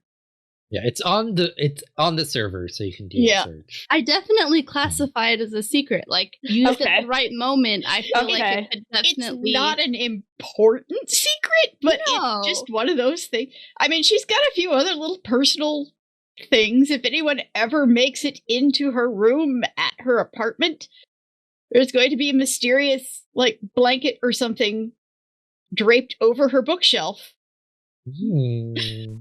So nobody can see what terrible taste in books she has. Were they like really trashy romance novels? Some of it actually is, yes. She has some absolutely trashy romance novels, and some of the, like, she has the Alamancer Jack, like, compilations, the ones with Handerwim's notations that are absolutely hilarious. Love it. So, Dervish is going to push away finished eating his 8-egg omelette, and be like, hey, Royce. Yes. Do you want to come? I've got something to show you in my room. Of course. Right. So then, going to go up and take Royce up to my room, where I've got the two swords kind of propped up against the wall. You know, one of the bit. The other's. Hallie's a little nervous about right now letting Royce out of her sight because she's still not entirely sure what the hell is going on with him. But I guess it is a good opportunity for her to go say farewell to her family. Cool. So I'm gonna kind of pull the sword and I'm gonna show him the spikes on the handle of the sword, and I'm just gonna be like, hey, so you said that plate you translated had information on hemalurgy on it. Yes. Okay. So, like, what do you make of this? She was holding it, and it let her heal, and it made her stronger, and just, what are you thinking? Does it look like any of those spikes are made out of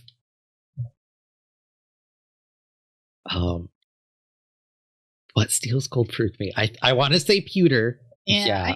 Pewter is definitely healing. I'm not sure about strength. Because it's what metals does it look like this blade is made, or like specifically the spikes that would go in are made out of?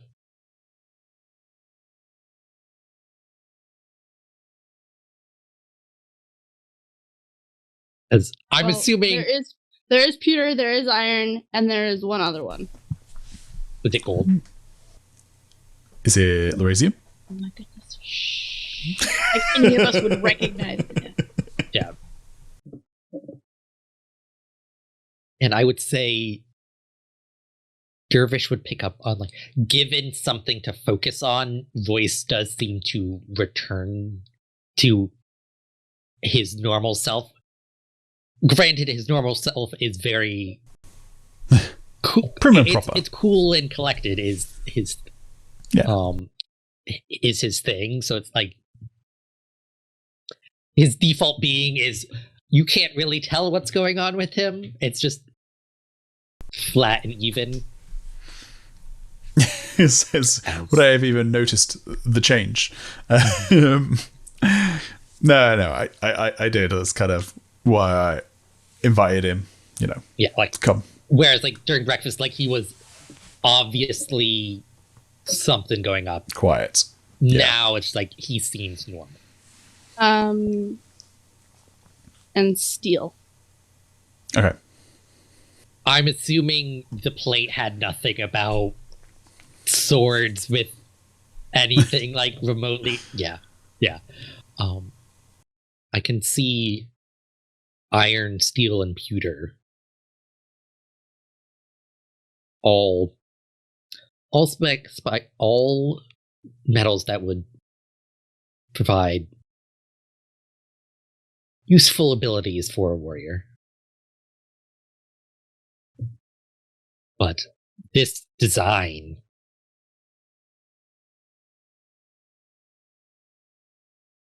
the plate had nothing remotely close to this. Okay. In that case, I'm gonna wrap up the handle again. Mm-hmm. I don't know where she got it from. I have a brother over in the roughs. He makes weapons. So could have come from him. Mm-hmm. How you doing, Royce?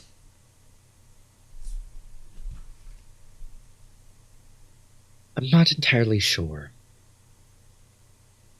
The end of the fight is a blur. Mm. You've ever been in a situation like that before? No. Yeah, it can be a bit the adrenaline pumping, and it can be scary. You've not got the even when you've trained for it properly, it's hard, and if you've not.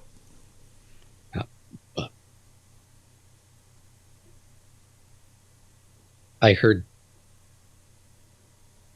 the shot. Piercing the skull.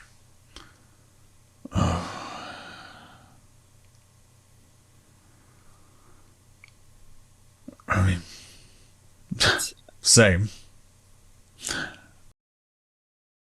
I don't know what happened. It's all right. When there's in those situations, there's lots of bullets flying, and there's that tin of yours. Yeah, it's a blessing and a curse. But it can't. I heard it come from the gun I was using.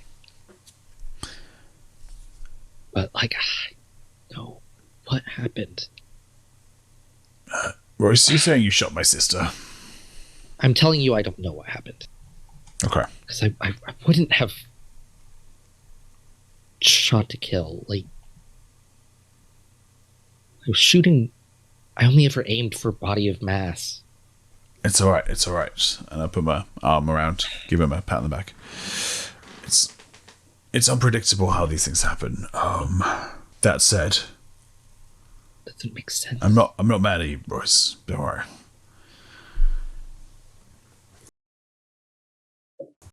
And then I kind of give him a proper squeeze because I'm a little bit mad. She's my sister. Well, let's get packed up. We gotta go. Yeah. Let's move. And I just pack my stuff up. Royce will go to his room. Okay. Hallie, as you are returning to say goodbye to your aunt and everything, you see a rider come out into town. Okay. On horseback.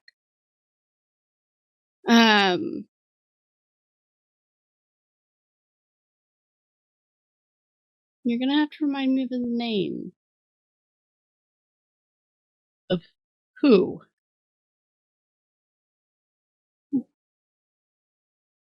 Someone you left behind. Oh, that dude. Ever come up with a name? Someone we left behind or someone you left behind? Talking about. I know who you're talking about. Here is. Okay. Backstory. I don't know if we ever gave him a name. I don't have one in the backstory. So yeah, I don't have a name for him. I'm bad at this. Ferris is a good name. Ferris? All right. Okay. Ferris. Oh, Ferris. So, riding into town on horseback. Is a man about Hallie's age, blonde hair, kind of buttoned up, and he kind of reins in his horse, pauses, looks completely surprised and taken off guard by Hallie being there. And Hallie is equally shocked. He goes, Hallie? Ferris. Yeah. Hi. Hi.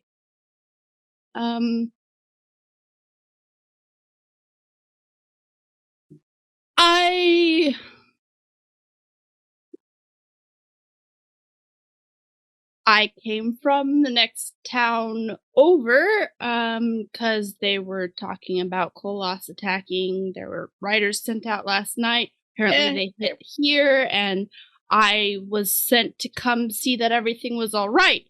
Are you all right? Koloss blooded. Not full Koloss, Oh, just okay. Koloss blooded. And we took them down with no casualties on our side. Okay, good. Everything's good. Good. How are you? Great. Good. Well, since everything is good and great,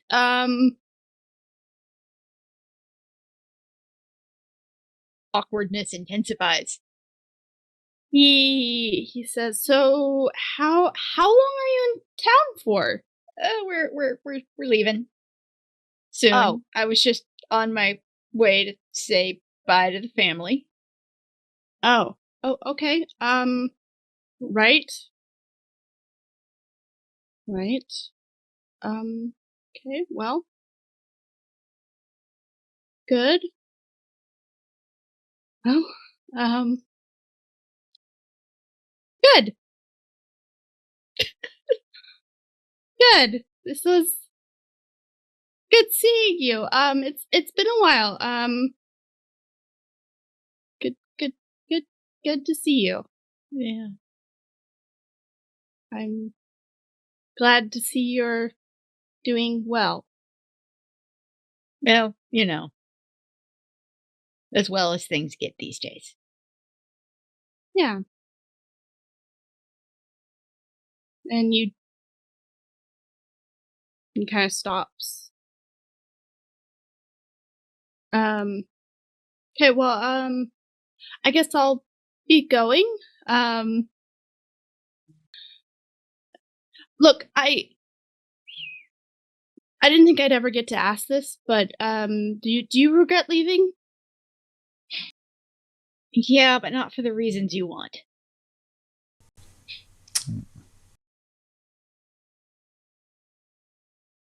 Okay. So, yeah, she says, I regret that, because if I had stayed, maybe Emmett would still be alive. That's a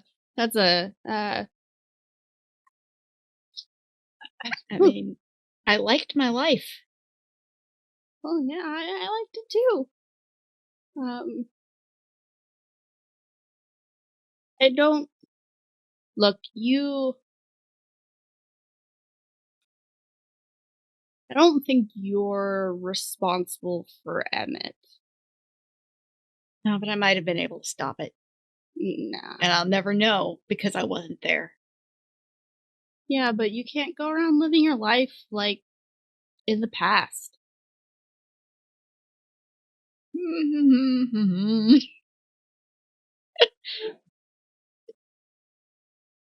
Well, I'm doing what I feel like I need to. Yeah, well.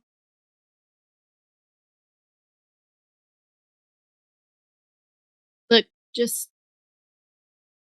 I don't know. I mean. He kind of looks around and he's like, this is a lot for kind of a street conversation. But. Not the conversation I thought I'd be having today. You and me both. I don't know. Just. I don't. You don't have any regrets about anything else. Don't have regrets about that. Like, if you don't regret leaving for any other reason than what might have happened if you had stayed, something that you don't even know if it might have happened, I mean, you at least know that we would have happened. But that, you can't, can't hold that. Ah, well. Maybe someday I'll be able to let it go, but I'm not ready to yet. Well, I have other towns to get to, and you're clearly just visiting, and I feel like if I stay here any longer, this conversation is going to get a whole lot more awkward. So it was great seeing you. And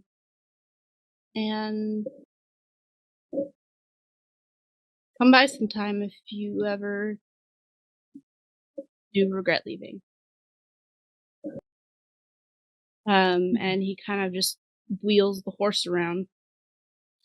And he meanwhile, inside Hallie's brain, she's like, he's not married yet? He's still hanging on to this? Good grief. Poor kid. And then he just says, as he wheels around, he says, tell the rest of the town that I came by. Make sure that message. Yeah. I'll tell Salma. Okay. Bye. Right. And she waits until he's off and kind of out of earshot, and she just kind of shakes her head and says, there was nothing stopping you from following me. And then she walks into her aunt and uncle's house.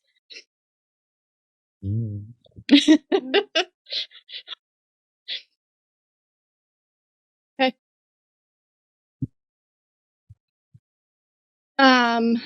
Salva is inside. And she already has a basket prepared, as is tradition. She probably just refilled the same basket. And she hands you the basket, and she says, now, I don't want to go so many years without seeing you again. Try to be less busy. No. And then go ahead and tell her, and Ferris rode through. Apparently he was checking on the town, so that should probably go up to make sure folks know that they were being checked on for safety and stuff. It was very awkward. Oh, sure. Yeah. Your Ferris? Yeah, I mean, not really, not for a long time, but yeah. It was deeply awkward. Well, sure. How was that for you? I believe I just said twice that it was Other awkward. than awkward. It was strange. And kind of full of guilt.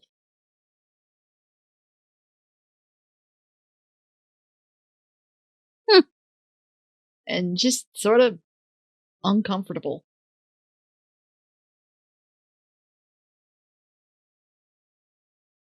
Was it good to see him again? I mean, it's good to see that he's okay. A little less to see that he definitely hasn't moved on. I mean, I've heard he's dated. You'd think by this point in time he'd be married by now. You just have to find the right person.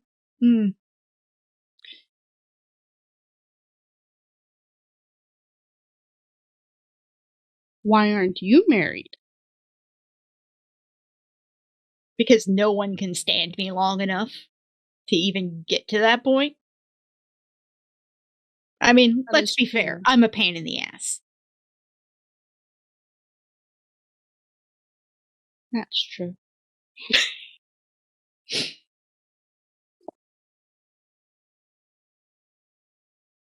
Well, maybe.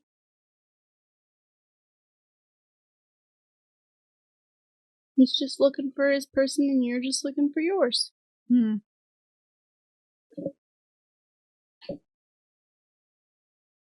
But I think he's still looking backwards. And I'm not. Well, I in am that case, definitely not the same person I was, and he doesn't seem like he's changed all that much.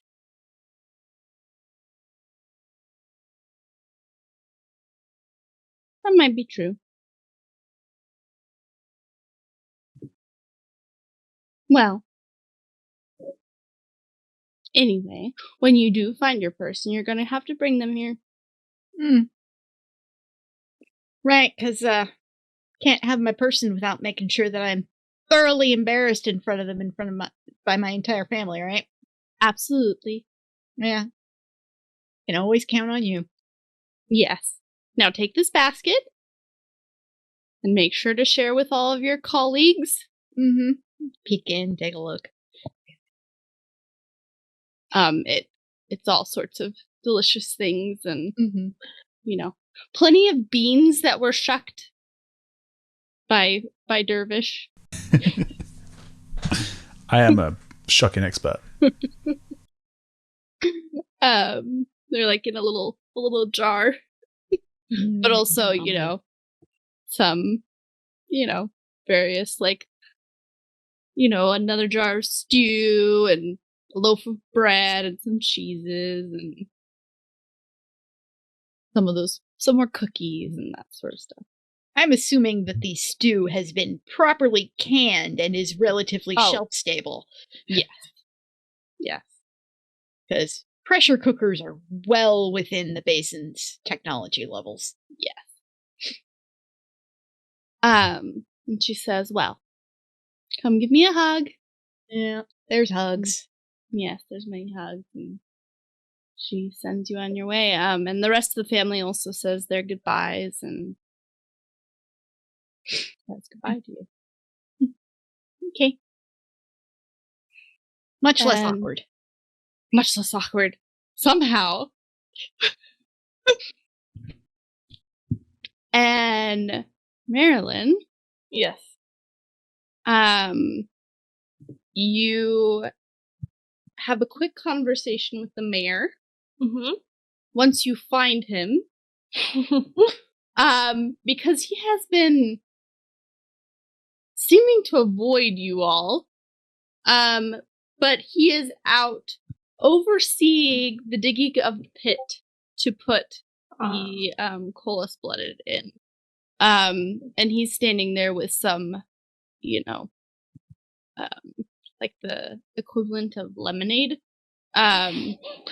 sipping it and watching everyone else, Yeah. Do the actual work.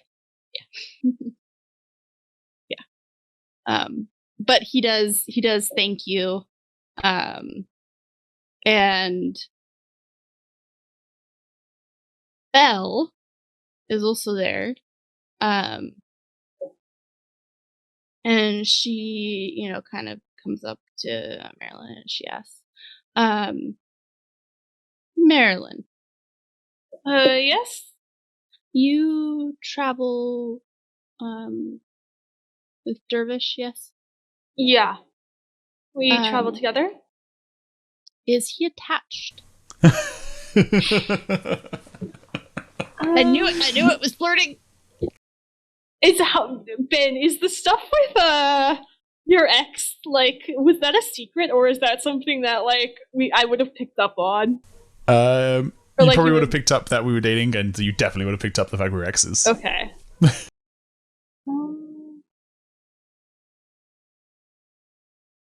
And no, he's not attached. Then will you make sure that he writes me? I'll do my best. Thank you. I would have flirted more, but my dead sister was on the ground in front of us. Oh yeah, so, obviously. yeah, I wasn't really good for it. She kind of picked up on that. Yeah, good.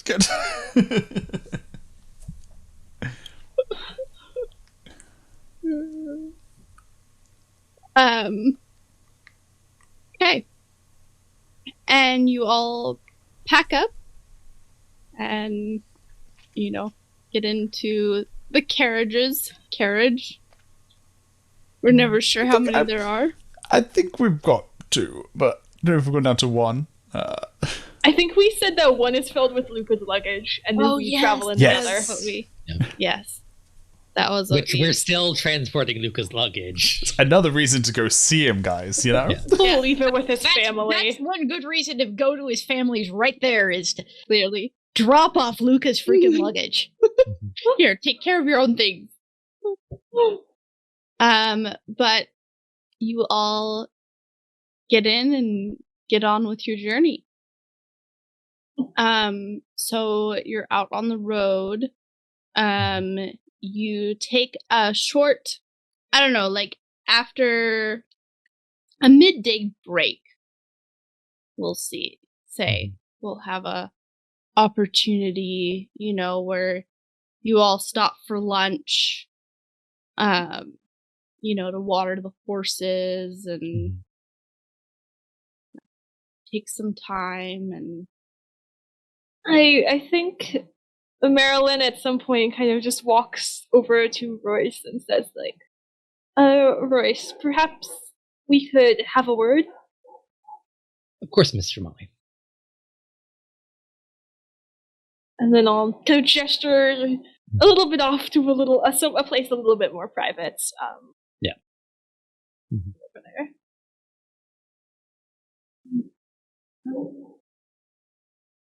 I wanted to discuss some things that I noticed on our previous journey. Oh.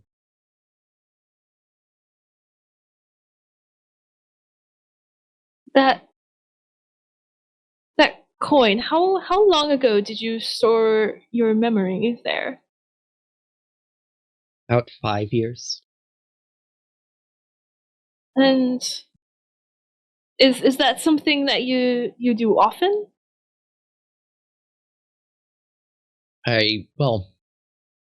That was a bit of a special case. that so much of the memory was stored away. But, I mean, I do use my copper furukumi fairly often. The handy skill to have. And yes, I mean, obviously I know a thing or two about perhaps overusing my abilities. I am a savant, so I'm concerned about you and the way you seem to be using it. I apologize for giving you that impression, but I don't feel the coin situation is quite an accurate indication of my use. Royce, my job within the crew for as long as I've been a part of this criminal world has been to understand people. And people, in some ways, are very simple. The man who accuses everyone else of cheating can often be found the one doing things unfairly himself. The woman who, and she kind of gestures to herself, thinks everyone is going to betray him, be the first to turn her back when things get rough. And the man who is so eager to learn everyone else's secrets, so willing to push away his own and forget things that trouble him.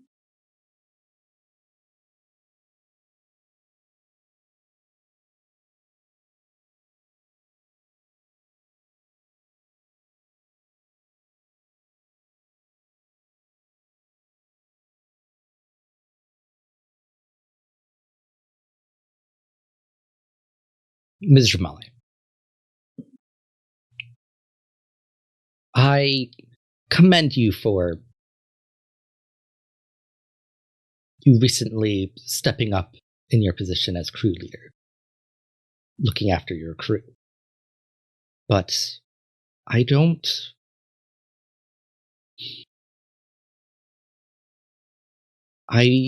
believe you may have misread the situation. Yes, I am a curious man. I like finding a good secret. I love mysteries. But I'm well aware of what secrets I have and what secrets I keep. Your crew. And Yes. why is it exactly that it is mine? Are you not a part of it too? Of course not.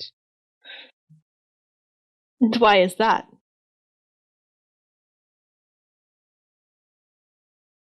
Because this is temporary.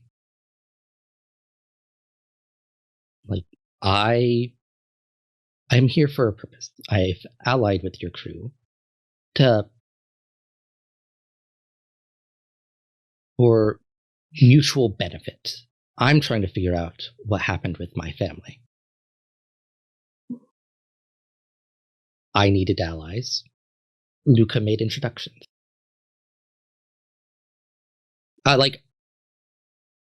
And you're all admirable people.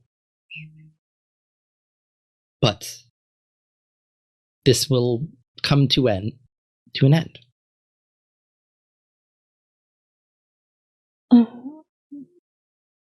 And what about your parts in the things we've done?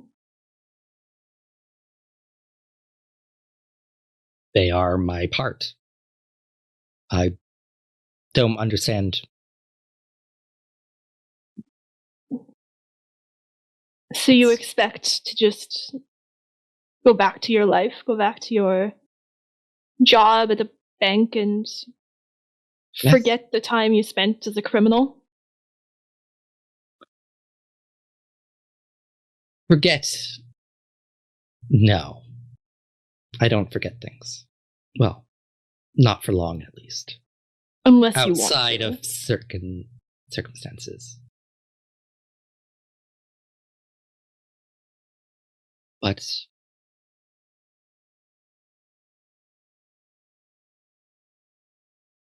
I believe there's a philosophical difference between somebody who has committed a crime and a criminal. And there it is.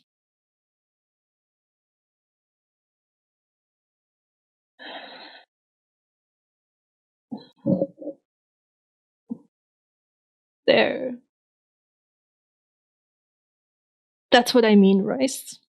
It's not always about the coin. It's about you seeing things selectively about yourself.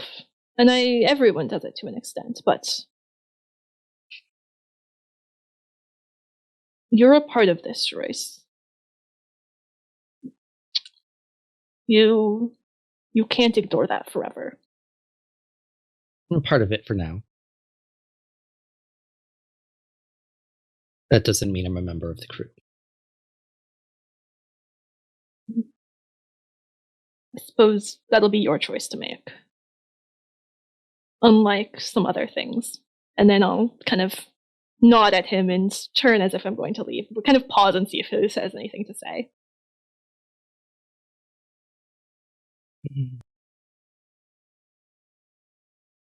You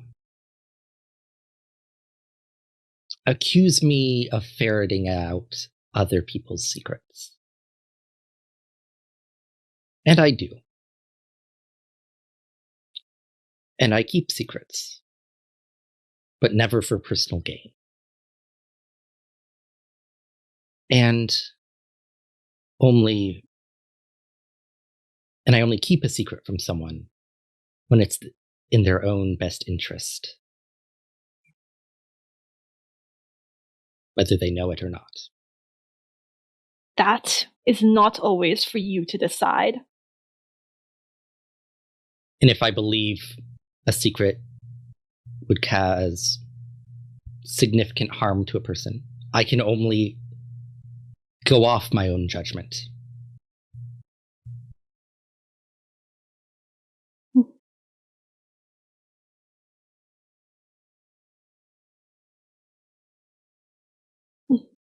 At least until they reach a point where they are ready for the secret. So you think you know their own minds better than they do? When they are ready? I can only act according to my own consciousness. I can only act according to my own conscience and accept their judgment when the time comes.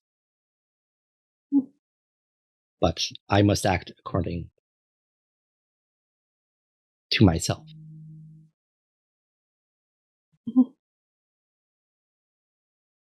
Very well.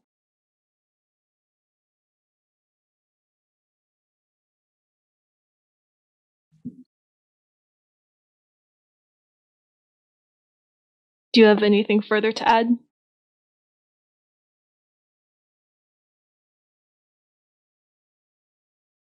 No.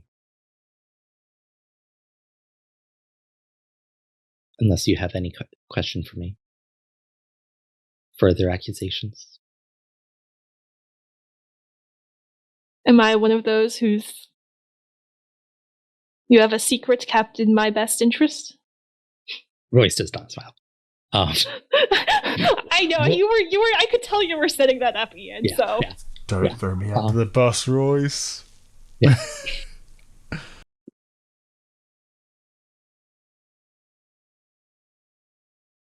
No. But as I've established, I would only ever answer such a question as no. So it's up to you whether or not you believe me.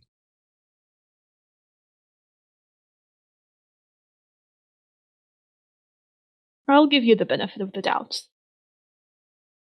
I hope my newfound trust is not being misplaced. So I'll turn and walk away at that. Mm-hmm. Royce will watch her leave before following after. Okay. You all finish your midday break and get back in the carriages and continue on toward, Luka's home. And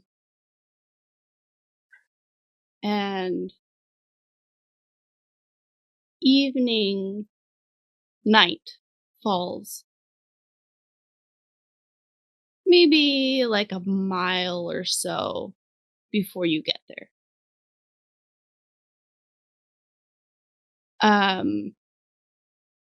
And Dervish, you said you were driving one of the luggage carriage. Yeah, you were driving the luggage carriage. Yeah.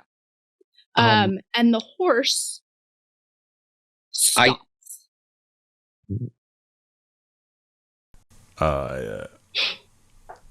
Look, is there anything in the road? No.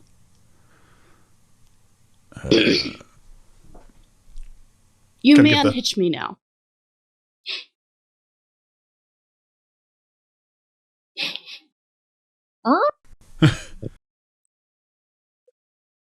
Dervish. Excuse me. You may unhitch me now. Oh my trusting God. What's the other carriage doing? It's continuing on forward. Mm-hmm. Okay. Are we behind or in front of him? You guys were in front. In front. Mm-hmm. Do we notice that he stopped? Probably not. Like, I'll get down from the carriage and I'll walk over to the front of the horse and kind of just start untying it, and just. Was it expected you to be a horse? Yes. You killed our horse. Or he was the horse all along. That is a very patient Condra. What happened to our horse? I ate him. I finished unhitching him and just go, oh, what am I supposed to do now? I told you I would be close. I mean, I know, but I wasn't expecting you to eat our horse. Well, I dealt with the sister situation, so, how are you doing, Carmel? Okay. I'd like my spikes now, please. All right. And I pull out my little bag with the spikes in. And I assume 2 of them are different to the other 4. Yep. So I'll pull them out. Am I supposed to put these somewhere or? Right here, and a spot in the horse's shoulder just opens up. I go and I just squeamishly start just putting them in, just poking them in. What's going on? And it closes back up over it. Thank you. You have been most useful. Oh, well, it wasn't easy, and things got a bit dicey out there, but I would have intervened had it been necessary. It's good to know. It's good to know. I was wondering. So now that I've done this for you, is there something you could do for me? All right. Two things actually. You get one. Okay. The first one is I'm wondering if back in Elendel, I'm a little bit wanted for arson, and I was wondering if there's something you can help with that situation.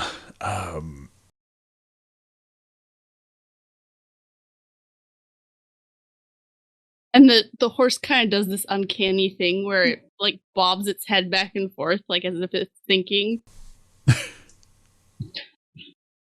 Yes. Okay, good. Thank you. the second favor I'm looking for is it's not really much of a favor, but I was wondering if you could get rid of the rest of these spikes for me. You do what with them? Just do whatever you do with things that people don't want around anymore. Melt them down into Pathian earrings.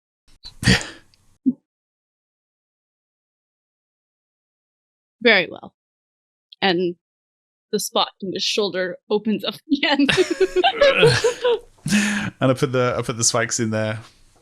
Well, hope to see you again, Carmel. Are you going to stick around and build the carriage, or what's I'm going to build it myself? You're strong enough. Yeah, I was worried you'd say that. I've been pulling it for like a very long time now. Okay. All right. Well, it's good seeing you again, Carmel. Thanks for your help. Yes. It is. And you put me in a very awkward position with Marelyn. I hope you know that. You're welcome.